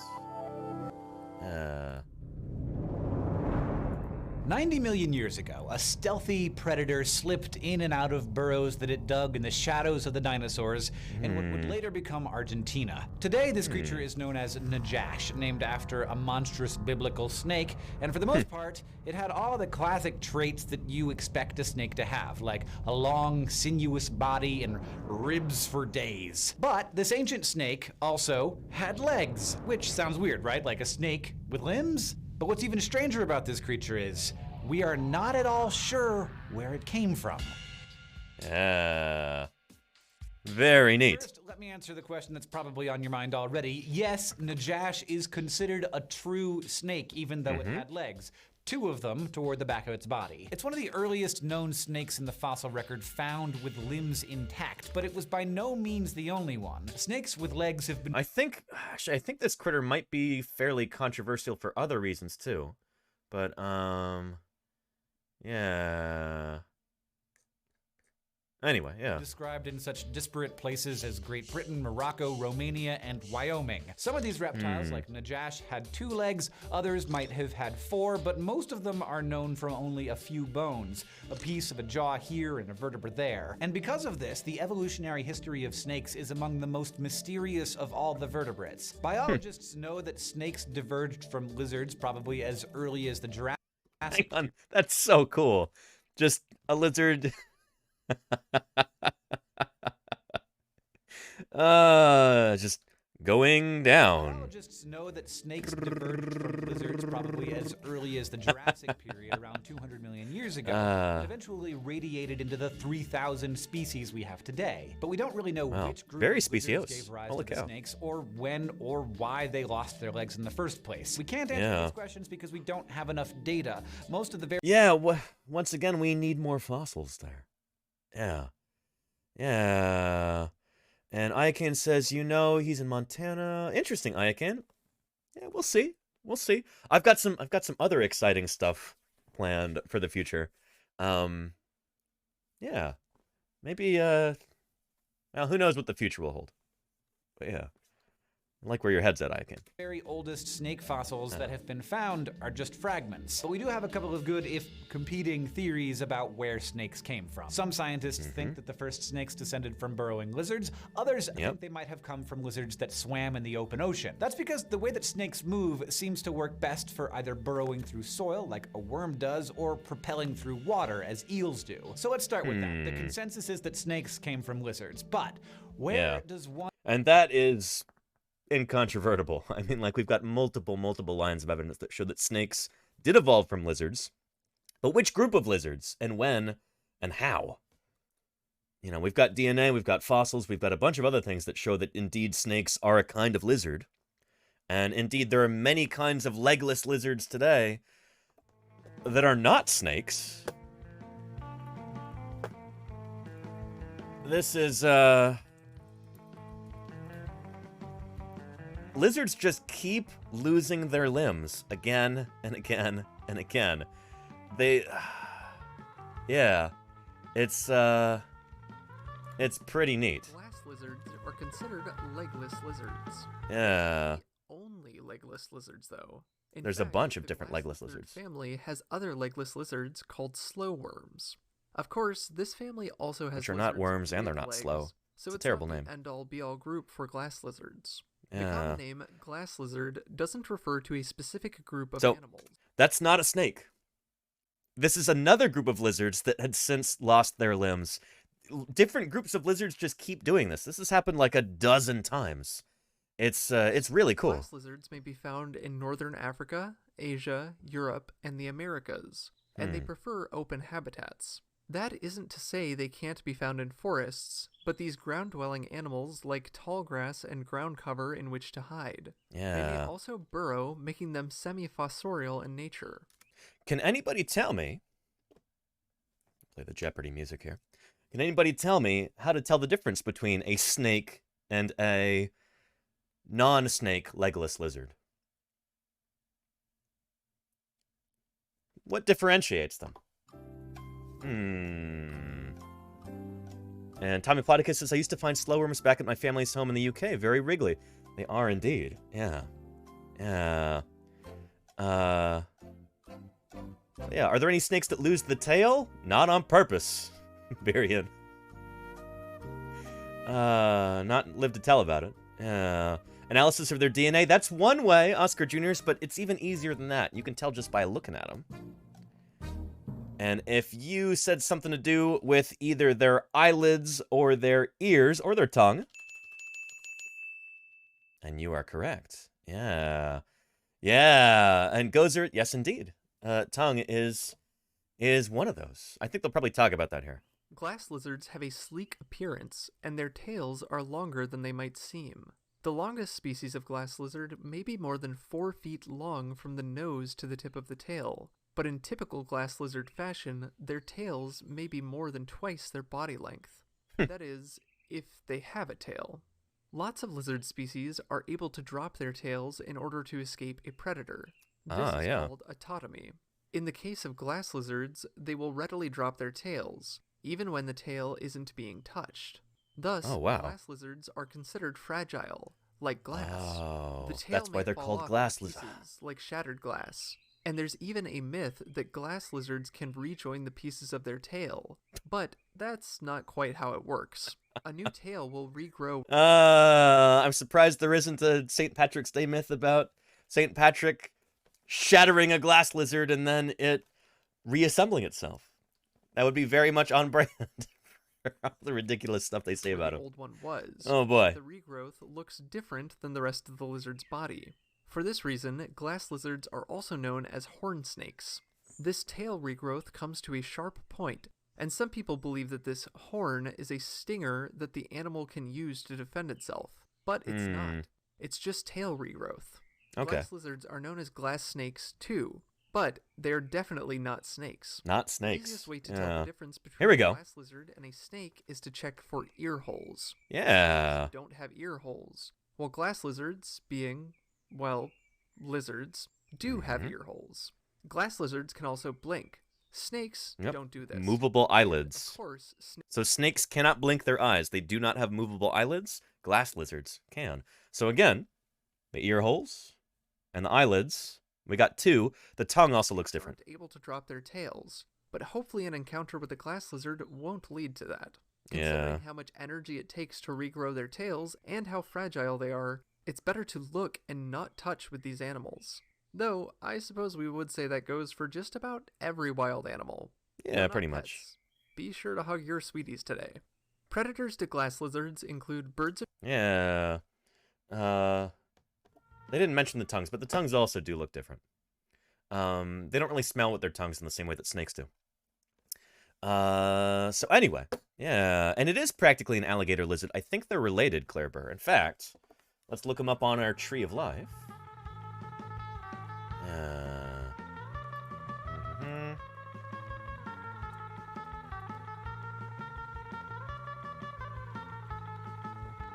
Here we go. Glass lizards. Enguidae. Way down here. Pet the raccoon. Yeah, I don't know if I'd recommend that, Virion. Glass lizards. 87 species. They're telling us about here. Very cool. Yeah. And holy cow. Texas alligator lizard is part of this clade? So Claire, you were saying it looked a lot like an alligator lizard? You were spot on there. Yeah, that is indeed part of the same family. I did not know that. There's the European glass lizard right there. I think leglessness may have actually evolved multiple times in this family, but I'm not totally sure. Yeah. Anyway. Very, very cool. So, but how did snakes first evolve? I mean, we know that losing your limbs is something that multiple lineages of lizards have done over the years. And a lot of them have found tremendous success in doing that. It's been a good strategy for them. That's a quality strat there. You like the video game term? Yeah. May refer to any of several groups of lizards that have independently lost limbs or reduced them to the point of being of no use in locomotion. So some of these guys are just on their way to having no limbs, which is pretty neat. It's evolution in action. They're like living missing links, I guess, even though I really don't like that term.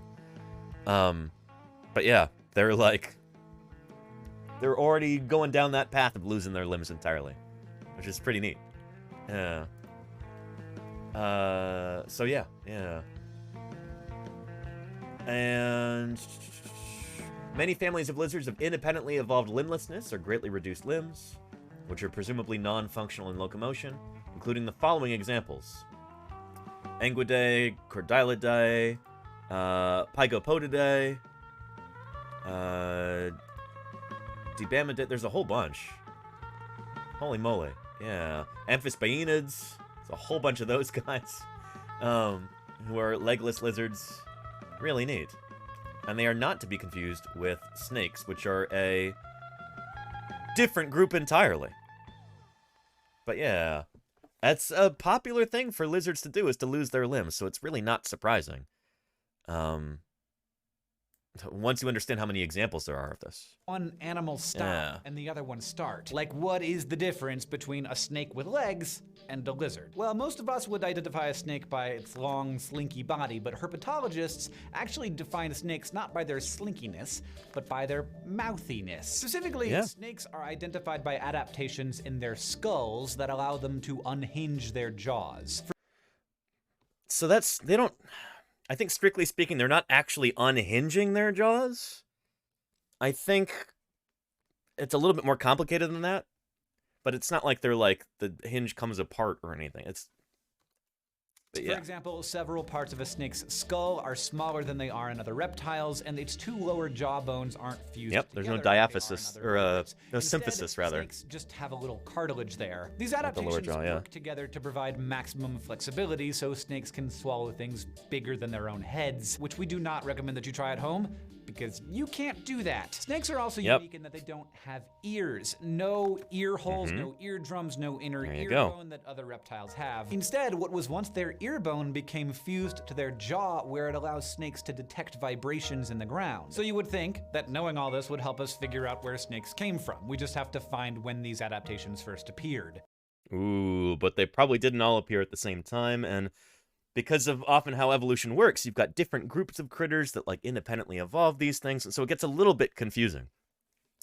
This is like trying to figure out, which group of dinosaurs exactly gave rise to birds. Is it the troodontids? Is it the dromaeosaurs? Is it the ancestor of those two? Because there are different groups of dinosaurs, troodontids and dromaeosaurs, that each evolve really birdy traits after the evolution of birds. And so they're kind of throwing noise into this, and it's difficult to actually hear the signal. Yeah. But again, the more fossils we have, the more opportunities we have for figuring out what exactly is going on. So yeah. And Charlie's Dragon says it's not full unhinging or dislocating, says Charlie's Dragon, but snakes have an extra gear of opening to use. Interesting, Charlie's Dragon. Okay. Yeah. But it turns out that's not easy, because there's evidence that seems to support each hypothesis, that snakes evolved from terrestrial lizards and that they came from aquatic lizards. Advocates of the aquatic lizard hypothesis, for example, think that snakes may actually be distant cousins of the fiercest predators of the Cretaceous seas, the mosasaurs. Mosasaurs were themselves descended from... What's mosasaur? I mean, tomato, potato, fair enough. The pronunciation doesn't actually matter as long as we know what you're talking about, but I've never really heard anybody else say mosasaur. It's always mosasaur, But yeah. From land-dwelling lizards, and like snakes, they developed long bodies and jaw adaptations that allowed them to open their mouths wide for a crushing bite. Yeah. And do I lean either way on the terrestrial versus aquatic origin of snakes? I think they're probably terrestrial, I would guess. But I don't study these critters, so who cares what I think? I don't get to have a strong opinion about this, because I've never done any work on any of these things, I will sit quietly and listen to people who actually work on fossil squamates and their opinions on this. Yeah. I don't really have a strong opinion. For decades, researchers looked for an evolutionary link between snakes and There you go, Maddie mosasaurs, Holmes, sure. and one of the most studied snakes of the Cretaceous, a two-legged snake known as Pachyrhacus. Pachyrhacus was found in the West Bank near Ramallah, a region that was underwater when the snake lived there 95 million years ago. And studies of its anatomy have found that it probably moved the way an eel does, by whipping its tail side to side to get short bursts of speed. Some paleontologists have argued that snakes like Pachyrhacus descended from mosasaurs because they share a lot of similarities in the shape of their skulls, especially around the jaw. Plus, Pachyrhacus and other aquatic snakes that have been found in Ramallah were for a long time thought to be the oldest snake fossils ever found. And if the oldest snakes were marine reptiles, then snakes must have come from the sea, right? Well, in the last 10 years or so, a bunch of new discoveries have shaken this idea up, as well as the whole rest of the snake family tree. Paleontologists recently described at least a half a dozen previously unknown species of ancient snakes.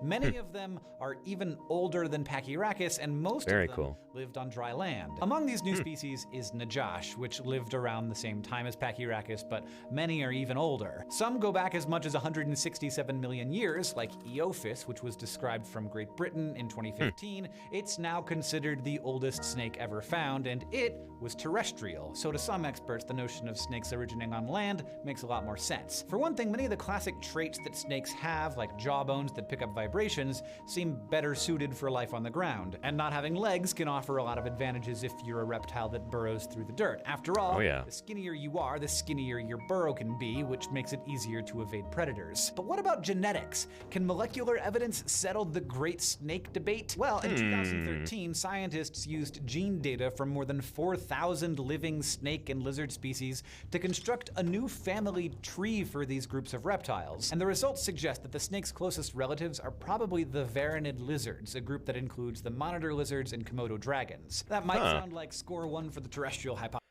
Oh, although mosasaurs are also very closely related to varanid lizards, and mosasaurs might actually be descended from a varanid ancestor.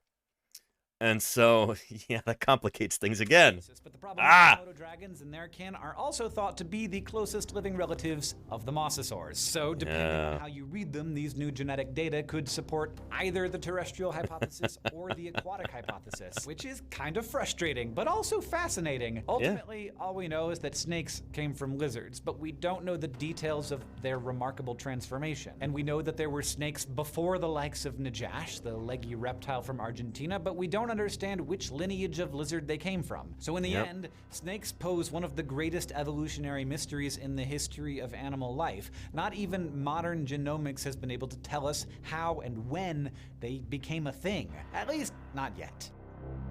Pretty neat. Thank you for watching this particularly. They are, extraordinary animals. I happen to really like snakes. I think they're really, really neat. Yeah, did you say they arrived by balloon? I don't think so, Birion. What? So, yeah, that is another one of these mysteries that is still extant. Someday, somebody will figure out the origin of snakes. Were they terrestrial or were they aquatic in the first place? One day we'll figure this out. One day somebody will unlock this mystery, and maybe it'll be somebody watching this broadcast right now. Maybe some young, bright person with dreams of going into paleontology. Maybe you'll be the one to figure this out. Somebody will. So yeah. But as for the mystery of snakes in Ireland, well, we know that St. Patrick is not the reason there's no snakes in Ireland. Again, let's get back to here. Nigel Monaghan, Keeper of Natural History at the National Museum of Ireland in Dublin, told National Geographic snakes were certainly not chased out of Ireland by St. Patrick. Monaghan, who has trawled through vast collections of fossil and other records of Irish animals, has found no evidence of snakes ever existing in Ireland. At no time has there ever been any suggestion of snakes in Ireland. There was nothing for St. Patrick to banish. So what did happen? Snakes likely couldn't reach Ireland. Most scientists point to the most recent ice age, which kept the island too cold for reptiles until it ended 10,000 years ago. After the ice age, surrounding seas may have kept snakes from colonizing the Emerald Isle. Oh yeah.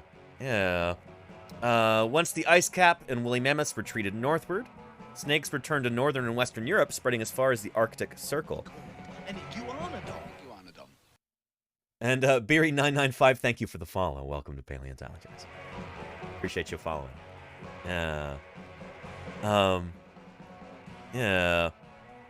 But snakes have not existed in Ireland for thousands of years. Britain, which had a land bridge to mainland Europe until about 6,500 years ago, was colonized by 3 snake species: the venomous adder, the grass snake, and the smooth snake. Man, you've only got 3 species of snake in the UK? Shoot. That's so few. Wow, we've got so many more just here in the San Francisco Bay Area. But yeah, let's talk a little bit about biogeography of the last ice age. I found a cool video about that. Let's have ourselves a look here, because this talks all about that. And that means we gotta get rid of that. There we go. Videos I've talked about ice ages and how they've affected our planet and its geography, leaving last but not least the natural environment. So without further ado, here's the biogeography of the last ice age. Iocane says, Saint Iocane drove out the many-headed octopus people out of North America. Let's make it happen, folks. There you go, Iocane.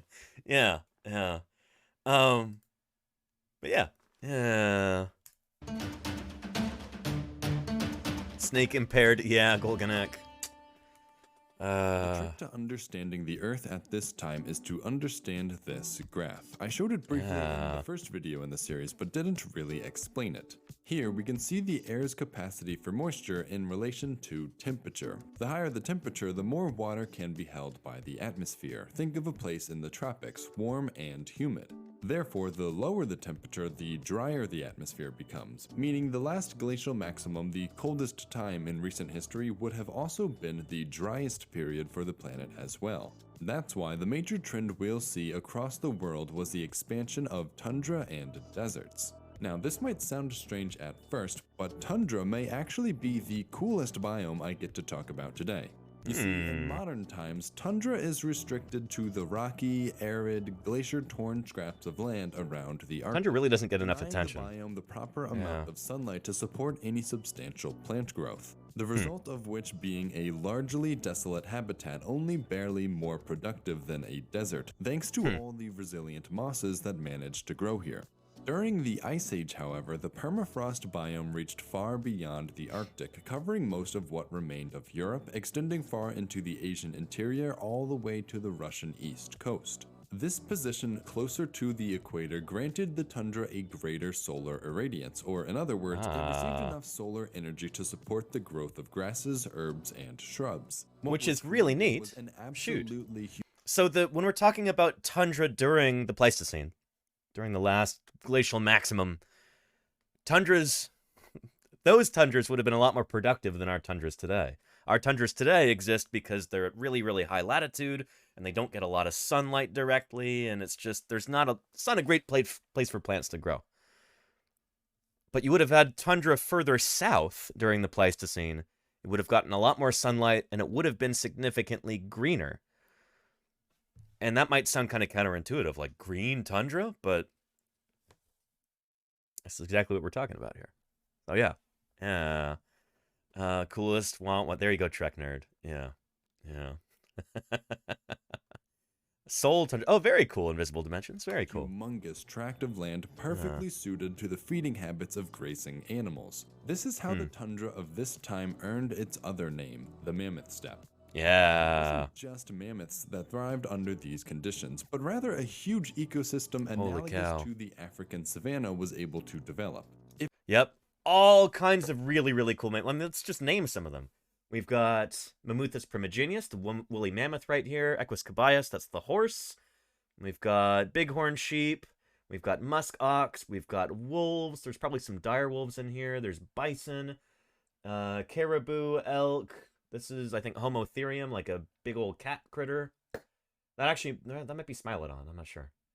We got foxes and various kinds of bears. There's the short-faced bear right there, which they really should have called the long-leg bear, but instead it gets called the short-faced bear. Yeah, there are cave bears here too. There's lynx, coyotes, and Arctic foxes, and these are lions right here. Really neat. If it were still around today, you could literally go on a safari across these wide open plains and see essentially the same exact animals you'd expect Very from cool. an African safari, except even bigger. Instead of zebras, there were horses. Instead of wildebeests, there were musk ox. Instead of the African buffalo, there were bison. Instead of the rhinoceros, there was the woolly rhinoceros. And yes, instead of elephants, there you had mammoths. Together, Very this cool. made the mammoth steppe a surprisingly productive environment, made all the more intriguing by the fact that there are no modern equivalents, besides a few isolated pockets within the Altai and Sayan mountains. Looking at images of these places today, it becomes easier to imagine how a landscape like this could have supported such a large community of flora and fauna. But where the permafrost dwindled, the mammoth steppe gave way to another, even more encompassing biome: deserts. While separated by thousands of miles, deserts all have one thing in common: minimal plant and animal life. And this is actually one of the reasons why deserts are often the best places to go out and find fossils. It's because they're not covered by grass, or by trees, or by soil, for that matter. It's just bare rock right there on the surface, just waiting for paleontologists to go explore and find fossils eroding out. That's why we often dig in areas like eastern Utah, eastern and northern Montana, western Wyoming, Places like this where you've got a lot of exposed rock right there on the surface. All eroding away. There you go, Claire Burr. Yes, indeed. Yeah. Considering this is the biogeography of the Ice Age, that means there isn't all that much to talk about here. Huge polar deserts encapsulated the extreme latitudes of North America and Eurasia, forming perhaps the least hospitable environment on the planet. Leaving the high latitudes behind, the Eurasian polar desert transitioned into a temperate desert from what's now parts of Kazakhstan through China and Mongolia. While still, a desert, temperate deserts are still capable of harboring delicate communities on account of the fact that what little moisture does make it here comes in liquid form. But don't get any ideas, as the Himalayas just a little further south created a massive alpine desert across the Tibetan plateau, reducing the bioproductivity here back down to levels similar to the polar deserts. Now, despite the Earth being in a quote-unquote ice age, global temperatures realistically only dropped between 5 to 10 degrees Celsius lower than today. So while this had huge implications for the mid and high latitudes, the Earth's equatorial regions remained relatively unchanged in terms. This is similar to what we see today with the Earth warming. It's high latitudes that are going to see the most change. Areas around the tropics, you're going to have sea level rise, of course, as, glaciers continue to melt. But the actual, difference in temperature there might not be all that significant compared to much more dramatic rises in temperature the further north or the further south you go. Yeah, does that make sense? Terms of temperature, which is why continuing yet even further south we'll find the big one, extreme tropical deserts. Everybody's favorite, the Sahara and Arabian deserts were fully intact, and considering the Red Sea was just a lake at this time, it becomes a little clearer that these two deserts are in fact a single desert that just so happens to be divided by a body of water. Crossing over to the southern hemisphere, we can see that Australia, or I guess I should say Sahul, also featured a desert comparable to the one found here today. And we were talking about this earlier with Alfred Russel Wallace, where he was able to find that line kind of separating the eastern part of Indonesia here from the western part. These island nations throughout here, there's like a hard line separating them. That's because of this. When sea levels were lower, basically animals could walk all along here and go all through there. But that hard line, you can see that right there. Yeah. Pretty cool, right? New to really see here. The same can be said for Africa's Kalahari and Namib Desert, more or less resembling their current form. What did I say? The mammoth stuff really was way more interesting than this. South America, at the very least, saw the formation of a new desert spanning its interior, covering essentially all of modern Argentina through Paraguay and deep into Bolivia. Across land that in modern times hosts a portion of the Amazon rainforest. In these times, however, the Amazon had contracted into at least 2 separate domains, and likely was even more fragmented than this. A third large forest was to be found in the middle of what's now Brazil. This, however, was not a tropical rainforest, but rather a temperate broadleaf forest, more similar to those found in places like the eastern United States and Europe today. I was going to say, it looks like the forests in Michigan. Kind of a temperate broadleaf forest like this. Yeah, are those ash trees? What are those? Anyway, yeah, very cool. Together, these sparse forests served as a refuge area for many animals and plant species displaced by the changing climate. Eventually, when the Earth warmed back up, it was from these refugia that the animals and plants alike marched outwards from to reclaim the larger Amazon basin, helping to explain why these portions of the modern-day Amazon are more biodiverse than what has since regrown, and really more biodiverse than anywhere else on the planet, actually. Between the forests and deserts, a number of ecoclines or transitional environments composed a buffer between the two extremes, for the most part taking the form of large grasslands and savannas. Now, this doesn't exactly relate to the Ice Age, but around 2.7 million years ago, or roughly the same time this whole Quaternary glaciation began, the Panama rose up from beneath. We were talking about this earlier. We're talking about GABI here, the Great American Biotic Interchange. And there you go. Sea levels drop, and suddenly these two continents are joined. They haven't been together for tens of millions of years, and suddenly creatures can walk across a land bridge there and intersperse. Really neat. The ocean to connect North and South America together. Prior to this, South America had existed as an isolated island continent ever since it broke apart from Africa some 140 million years ago. The further the two continents drifted apart, the more isolated their flora and fauna became. By 50 million years ago, Africa had already joined with Asia, but South America still had 47 million years to go. During this period of isolation, the species of the continent had time to evolve in some pretty we were talking about ways. Yeah. North America, on the other hand, was still periodically connected to Greater Eurasia, and by extension, even Africa. And as a result, hosted a pretty similar species makeup to these areas, perhaps with just a little added North American flavor. So when these two continental bodies finally merged, what's known as the Great American Interchange began, allowing for the melding of two entirely different... Where's the B? Guy? No, Gabby. Anyway, I like it when you can make a, an actual acronym out of it. But yeah. Biogeographic realms. By the time of the most recent ice age, this exchange had already been underway for nearly 3 million years, aided by the extinction of the remainder of the Central American rainforest. The North American continent as a whole, however, did pretty well for itself in terms of environment. Beyond the small deserts to be expected surrounding the glaciers, two notable forests were to be found on either coast, with all kinds of different transitional grasslands in between them, as well as some alpine tundra deep in the Rockies, but that's really little different from today. The biggest difference here, like I said in the last video, is that this was one of the few places that actually received more rainfall back then than it does now, hence Lake Bonneville and Lahontan. So, occupied by deciduous forest today, 20,000 years ago, the east coast of North America was home to some of the only taiga forest on the planet, making much of what's now the United States ironically look more like Russian Siberia. As the glaciers receded, this forest would follow the ice northward into Canada and eventually wrap around the entire northern hemisphere, displacing the mammoth steppe to become the largest biome on the planet today. And very funny Tommy Platagus. And Gabo Player says, here in Mexico, we have a museum called the Desert Museum. There are many fossils, and it is very beautiful. That's really cool, Gabo Player. That's very cool. Which part of Mexico, if you don't mind me asking? Yeah.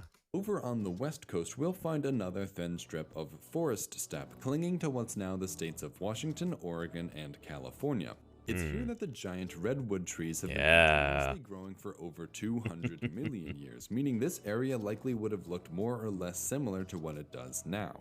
While individual redwoods can live over 2,000 years, through their own form of asexual reproduction, the exact genes of trees can last upwards of 30,000 years, meaning there are likely clones of redwood trees still alive today that were also alive during and even before the last glacial maximum.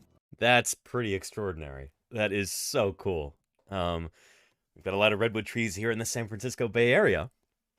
Yeah, Muir Woods. Muir Woods is where a bunch of different movies and stuff were filmed. Like,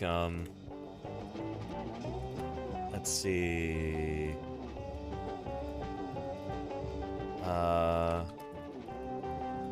Like Return of the Jedi.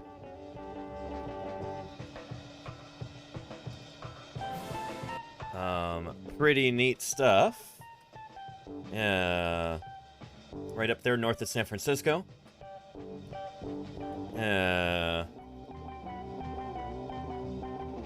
Really neat. Yeah, you can actually go visit some of these locations where they film these things. I think this is also where they filmed some of these sequences for Walking with Dinosaurs. Yeah.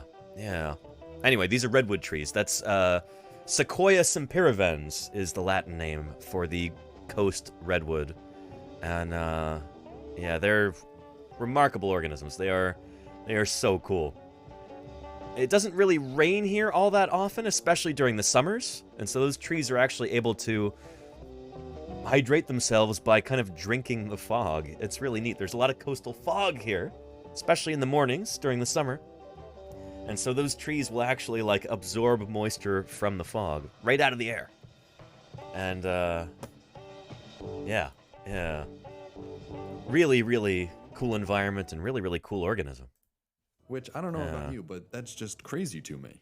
Moving over to Africa, we can see the basic layout of the continent remained the same, with 1, 2, 3 major deserts and some green in the middle, as well as what can really only be described as a small fez of semi-desert across what's modern Morocco, Algeria, and Tunisia. The big difference here, though, is that forests have almost completely disappeared from the continent in this time, save for a handful of lasting reserves along the Congo River and western Guinean coast. These, however, are dwarfed by the Congo rainforest of today. Without as large of a forest refuge as the Amazon, the African rainforests were likely less capable of preserving species, which could explain why the Congo rainforest is the least biodiverse of the 3 major rainforests today. A greater collection of forests at the time could actually be found further north across the European Mediterranean region, caught between the steppe tundra of the north and the Yeah, so now we're going to get into Great Britain and Ireland, hopefully. Take a look. Tropical desert of the south. This also likely would not have been a continuous forest, but rather large patches interspersed with steppe. Following this vegetation eastward, eventually this forest steppe dried out into a semi-desert, stretching across the mountains of the Middle East all the way to India. This region still received yearly monsoon rains, leaving eastern India and either side of the Sundaland covered in tropical rainforest. This Sunda rainforest would have been the largest forest in the world at the time, and if it weren't for humans, would have remained the largest forest in modern times. Cutting between the forest was a corridor of savanna where monsoon rains couldn't quite reach. And it was this shifting corridor that human migrants moved through, starting in the steppe forest of Taiwan and coming to populate all of Australasia all the way to Sahul. Here, while the species changed with the crossing of the Wallace Line, the rainforest There's the Wallace Line like we were talking about earlier today. All of these wonderful callbacks. Oh, man. I'm so happy about this. The rainforest biome nevertheless... As like, you know, somebody trying to teach about this, when you've got the same bits of information coming up in different contexts, and it's like, you remember this? We talked about that earlier? Here it is reinforced. Very cool. Changed with the crossing of the Wallace Line, the rainforest biome nevertheless continued through what's now the island of New Guinea, while what was most of Australia only received enough moisture to sustain woodlands and savanna before giving away to desert in the interior. Similar to South America, Sahul's position as an island continent meant that the plants and animals here went down a much more specific evolutionary path than those found across the greater connected landmasses of Africa, Eurasia, and North America. If you're noticing a trend in the animals I've mentioned, it's not a coincidence. Literally every habitable continent, sorry Antarctica, featured diverse communities of megafauna or giant animals. Likely a result of the colder temperatures selecting for greater body masses, the world at this time was dominated by grazing and browsing herbivores that would... Yep, somebody was mentioning earlier about giant ground sloths. That looks like Megatherium right there. Not only was this gigantic by sloth standards, it's gigantic just by animal standards. This is like one of the... If it reared up on its hind legs, at least, it would be one of the tallest mammals that ever lived. Just gargantuan. Really, really big. Megatherium. Holy cow. Put the giants of our time to shame. Of course, that's the second thing all of these Ice Age animals have in common. They're all also extinct now. There isn't actually a full consensus within the scientific community as to the causes of this quaternary extinction event, but I'm going to let you guess the primary suspect. I'll even give you a hint. Nearly all of these extinctions coincide with the expansion of another animal species moving across the grasslands of the world. Yep, that's right, humans. When looking at the realms that were hit hardest by this wave of megafaunal extinction, an interesting trend emerges. South America lost 54% of its megafauna by 4,000 years ago. North America lost 66, Australasia lost 67, while Eurasia only lost 23, Indo-Malaya 8.2, and Africa only lost 5.1%. What we can see here is that the rate of extinction increases the further away from Africa we look. The hypothesis here being that those large megafauna native to Africa evolved alongside early humans, allowing them to adapt and develop strategies or behaviors to avoid overpredation. As humans expanded outwards from here, however, none of the megafauna outside had any clue what a human was or how to cope with us. Together, this helps to explain why today Africa harbors more large mammals than anywhere else in the world. As it turns out, an instinctual fear of humans may have been the most advantageous trait for animals to develop. Does that make sense? I mean, I feel like this is a really, really important point that I think gets lost on a lot of people. The fact that Africa today still has all of these amazing megafaunal mammals, you know, rhinoceros and elephants and giraffes and Cape buffaloes and hippopotamus and all of these other critters, where similar creatures were wiped out anywhere else that humans spread out across the globe, for the most part, with a few exceptions. That might very well be because they evolved alongside us, you know? Our ancestors first evolved in Africa. You know, human beings, you go back far enough, we're all African, I guess. Which is a pretty cool fact. But yeah, those megafaunal mammals who had lived alongside the ancestors of modern humans, you know, as we were, you know, kind of starting to do our human thing in Africa, yeah, they kind of learned that we were something to be avoided. And so they did pretty well. African mammals have really held their own, because I think they may have been able to just kind of gradually get used to us. Whereas when humans spread out of Africa and moved all across the rest of the world, there's just a general swath of destruction that we left in our wake, you know? So yeah. And learning about the biogeography of the Ice Age helps reveal to us the destructive nature of unimpeded human progress, while showing us just how nature was doing right before the planet was met with its most destructive species by far. Hey everyone, I hope you've enjoyed this trilogy. There you go. Yeah, shoot. I didn't realize we were almost done with the video, but yeah. So, there we go. Yeah. But what does that have to do with the Ice Age with St. Patrick and the snakes? Well, here's another article from Washington Post, actually. Okay. And Travel says link, please? Okay, here, let me pull that up for you again.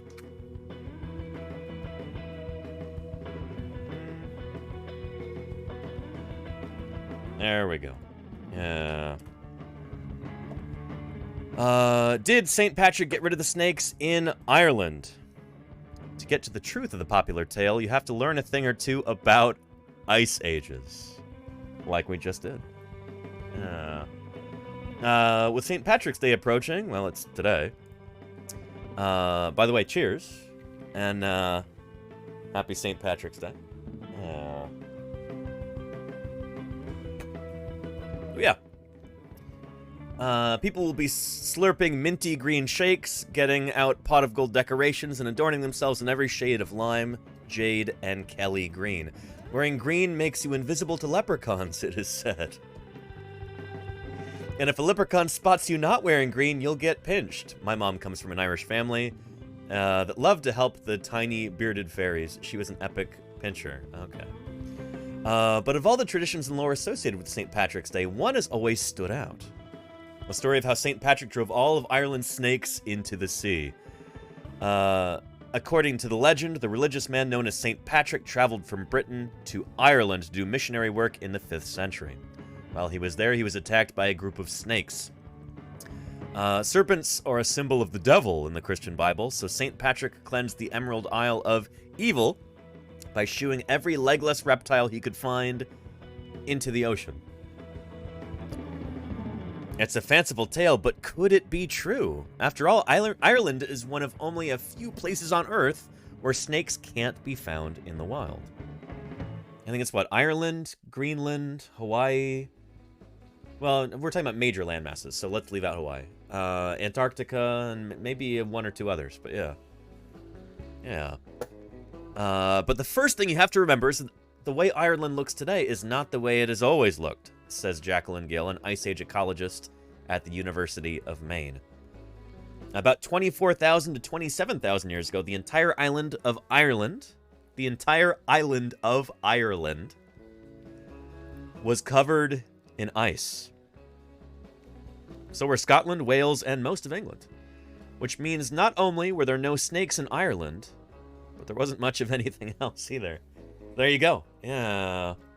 And there are slowworms in Ireland. Now, I think you're right about that. It's slowworms and common lizards, I think, are some of the only reptiles in Ireland. Yeah. But yeah. Yeah. There you go, Charlie's Dragon. St. Patrick showing up in Ireland and saying he drove out the snakes. I don't think that guy, St. Patrick, actually claimed that himself. But this is like a legend that people made up about him hundreds of years later.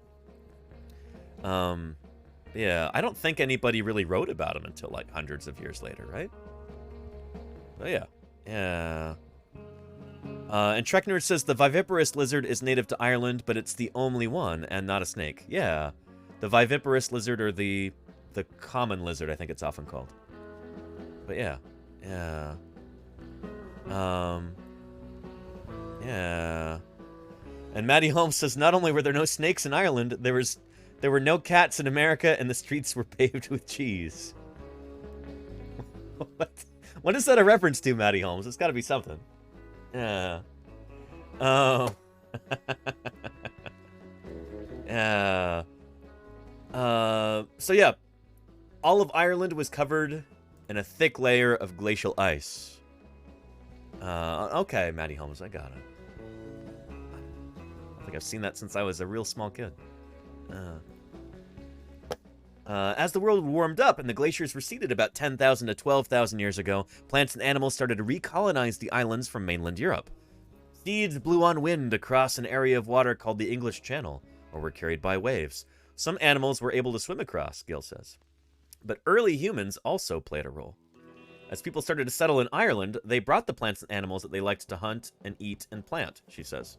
But snakes were not high on that list. Yeah, fair enough. Leave the snakes alone. Yeah. Yeah. Leave all the snakes alone.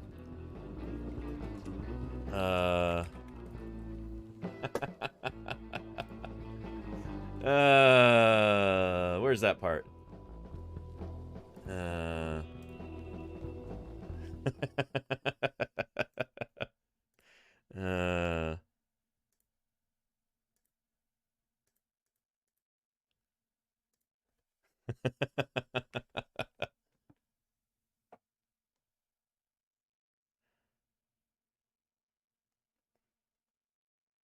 Yeah. What a great episode.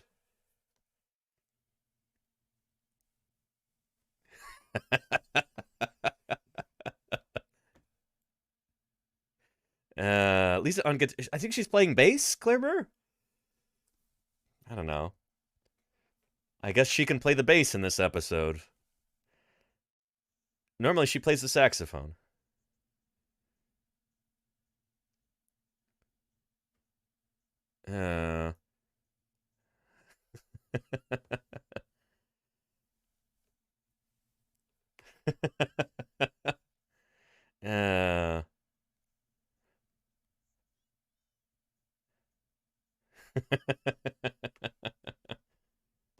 Oh no.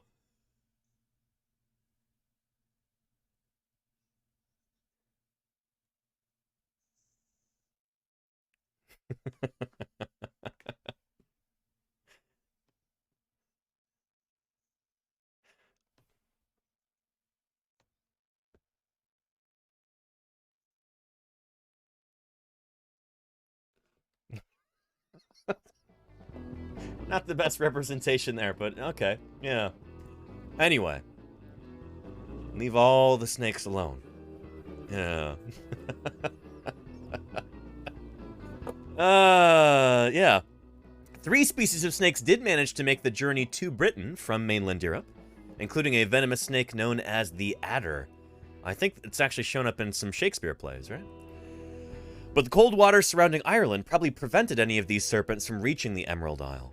There are also sea snakes, reptiles that live their whole lives in the water, but they tend to live in much warmer climates, Gil says, which is very true. Yeah. To make a long story short, St. Patrick had nothing to do with Ireland's snakelessness.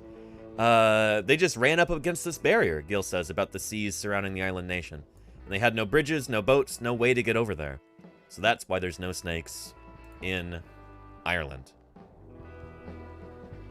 So there you go. Yeah. But yeah. Yeah.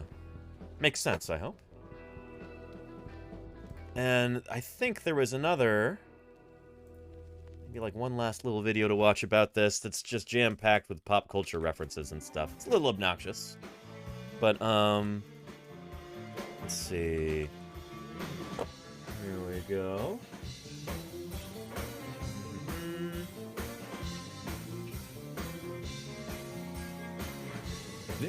Here it is right here from a channel called Grunge. Well, let's have ourselves a look. There are no snakes in Ireland because St. Patrick drove them away, right?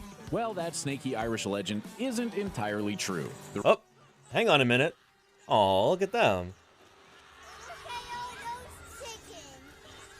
Gamer L, thank you for the 5 months of support, and look at all those chickens.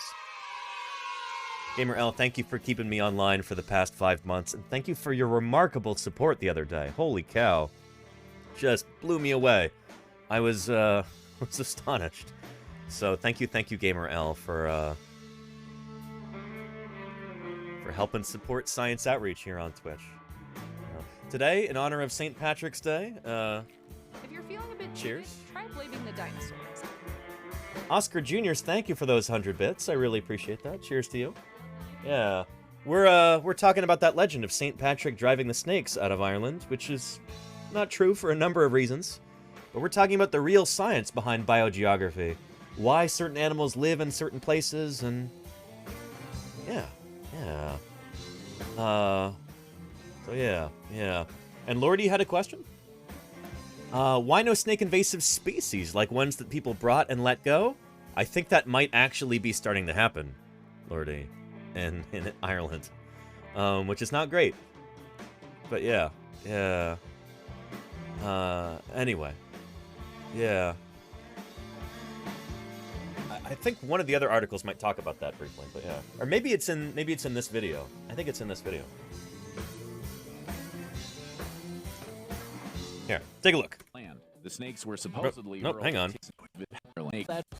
There are no snakes in Ireland because St. Patrick drove them away, right? Well, that snaky Irish legend isn't entirely true. The real story behind the Irish lack Not of true at snakes all, is actually. pretty fascinating on its own, though. Here's the real reason why there aren't any snakes in Ireland. Medieval legend and lore says it wasn't just snakes that St. Patrick drove from the Emerald Isle. According to a medieval Scottish monk named Jocelyn, Ireland, since its first habitation, had been pestered with a triple plague, namely a great abundance of venomous reptiles with myriads of demons visibly appearing with a multitude of magicians. This is God's way of telling me it's time to start doing some real drinking.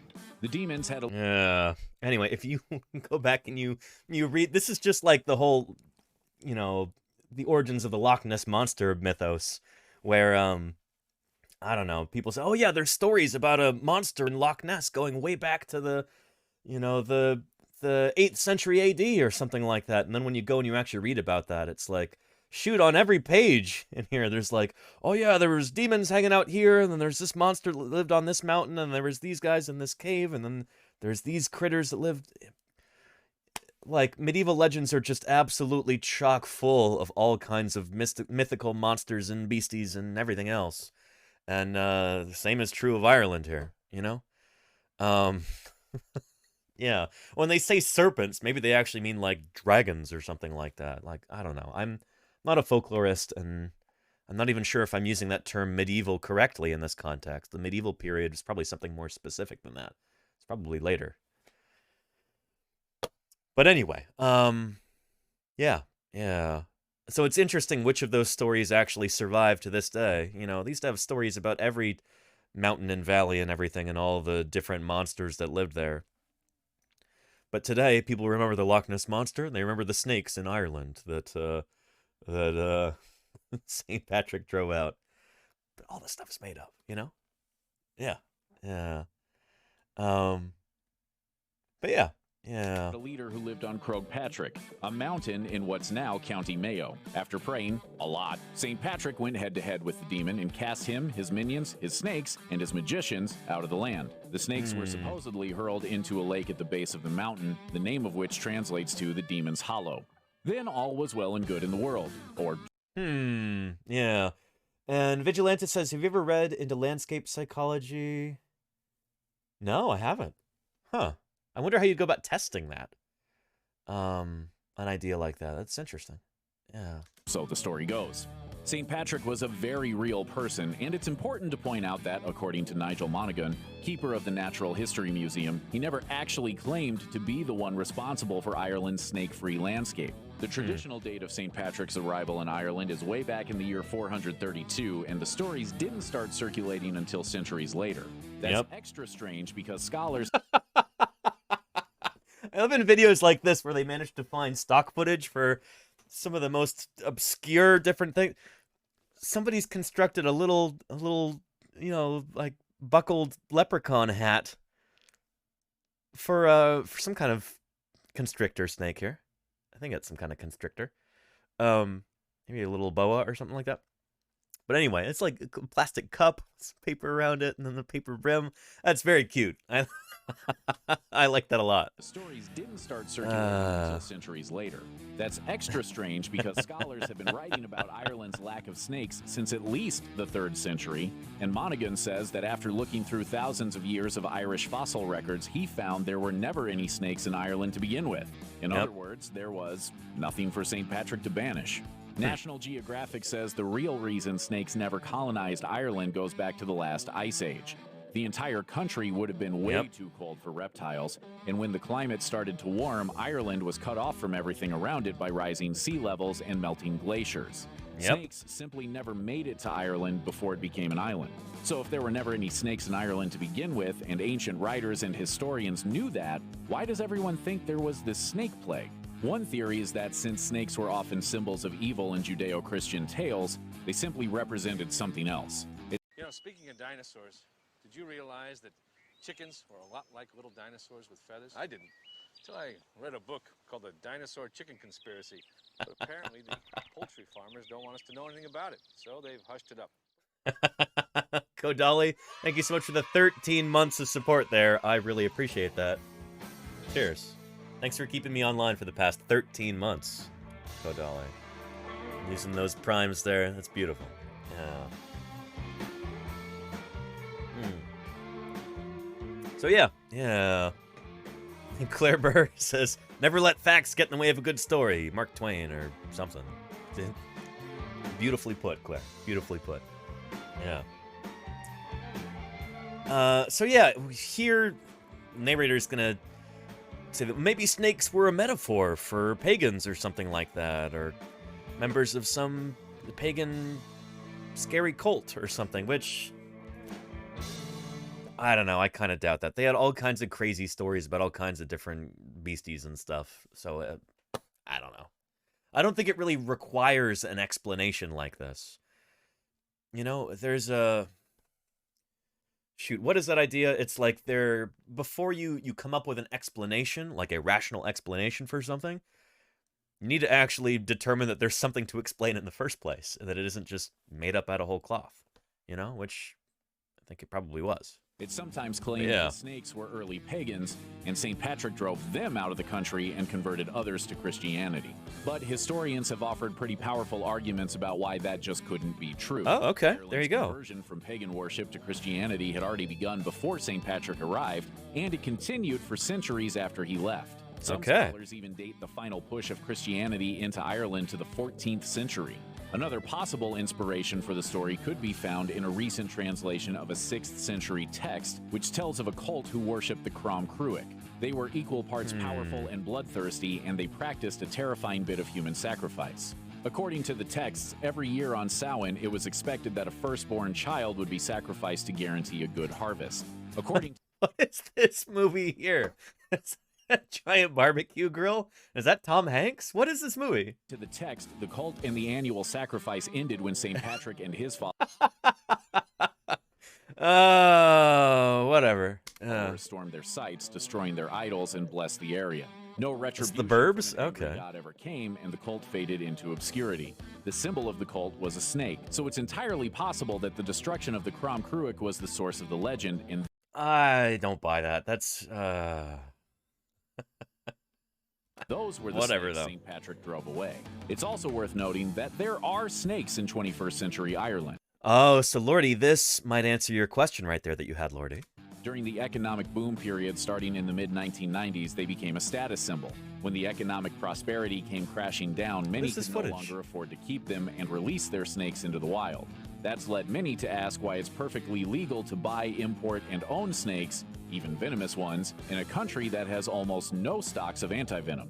Somebody call St. Patrick back. Check out one of our newest videos right here, plus even more. Okay, yeah. So there you go. Yeah. Interesting, right? Let me give you a link also if, well, shoot, we had this right here. Just kind of giving some more resources. If you have friends or family, relatives, whoever, people who are, they want to argue with you about St. Patrick and the snakes. Here's a pretty good resource there. And actually, this is, I think... Show Patrick's Day is a big drinking party. Yeah, anyway, yeah, you can listen to this right now. It's still free for, I think the first 5 episodes are free, or the most recent 5 episodes are free. Your Skeptoid, it's usually pretty well researched. Good stuff. And then, yeah. That, National Geographic article from earlier, I'll give you that link also. That is right here. So there you go. There you go. And with that having been done, chat, I hope you now have a better understanding and better appreciation for the field of biogeography, why different creatures live in different places, how we can figure that out, and how it helps us make sense of the world. You know? No longer do we have to resort to, you know, myths and legends. It's still fun to every once in a while, but we don't have to. It's not required for us to take these things at face value anymore. We can actually understand how this stuff really works. That's what science is all about, and I think that's incredibly exciting. So, however you might be celebrating St. Patrick's Day today, or wherever you're spending your day, I hope you keep yourself safe, hope you learn some additional new things, and thank you so much for joining us on today's stream. With that, we're going to go ahead and wrap things up. I told you I'd be starting extra early and ending extra early today. So here we go. And in honor of the Ice Age, which is the real reason there's no snakes in Ireland, there's one of the most famous Ice Age mammals, Smilodon, right there. And here come some names of people who contributed to this broadcast and helped keep things running here. So thank you, everybody, for your contributions. Whether that's lurking or chatting, whether it's asking questions or cheering with bits, whether it's moderating or gifting subs or renewing your own subscription. Thank you, everybody, for everything. You know I appreciate it. Thank you to everybody who's shown up there in the credits. And let's see who else is live right now. Oh, we are going to go raid into I Paint Burbs. That'll be fun. We never get to raid into I Paint Burbs. This will be great. If you've never... yeah, if you've never seen one of Liz's streams before, holy cow, are you in luck. She's a professional artist who paints birds. Birds are dinosaurs, so feel free to use those birds are dinosaurs emotes there, like right there. And we will go say hello to her. Thank you everybody again. Hope you have a wonderful weekend. And I'll be streaming again 2 p.m. regular time on Monday. Thank you so much, everybody. Happy St. Patrick's Day. And have a great, safe weekend. And I'll see you soon. Bye-bye.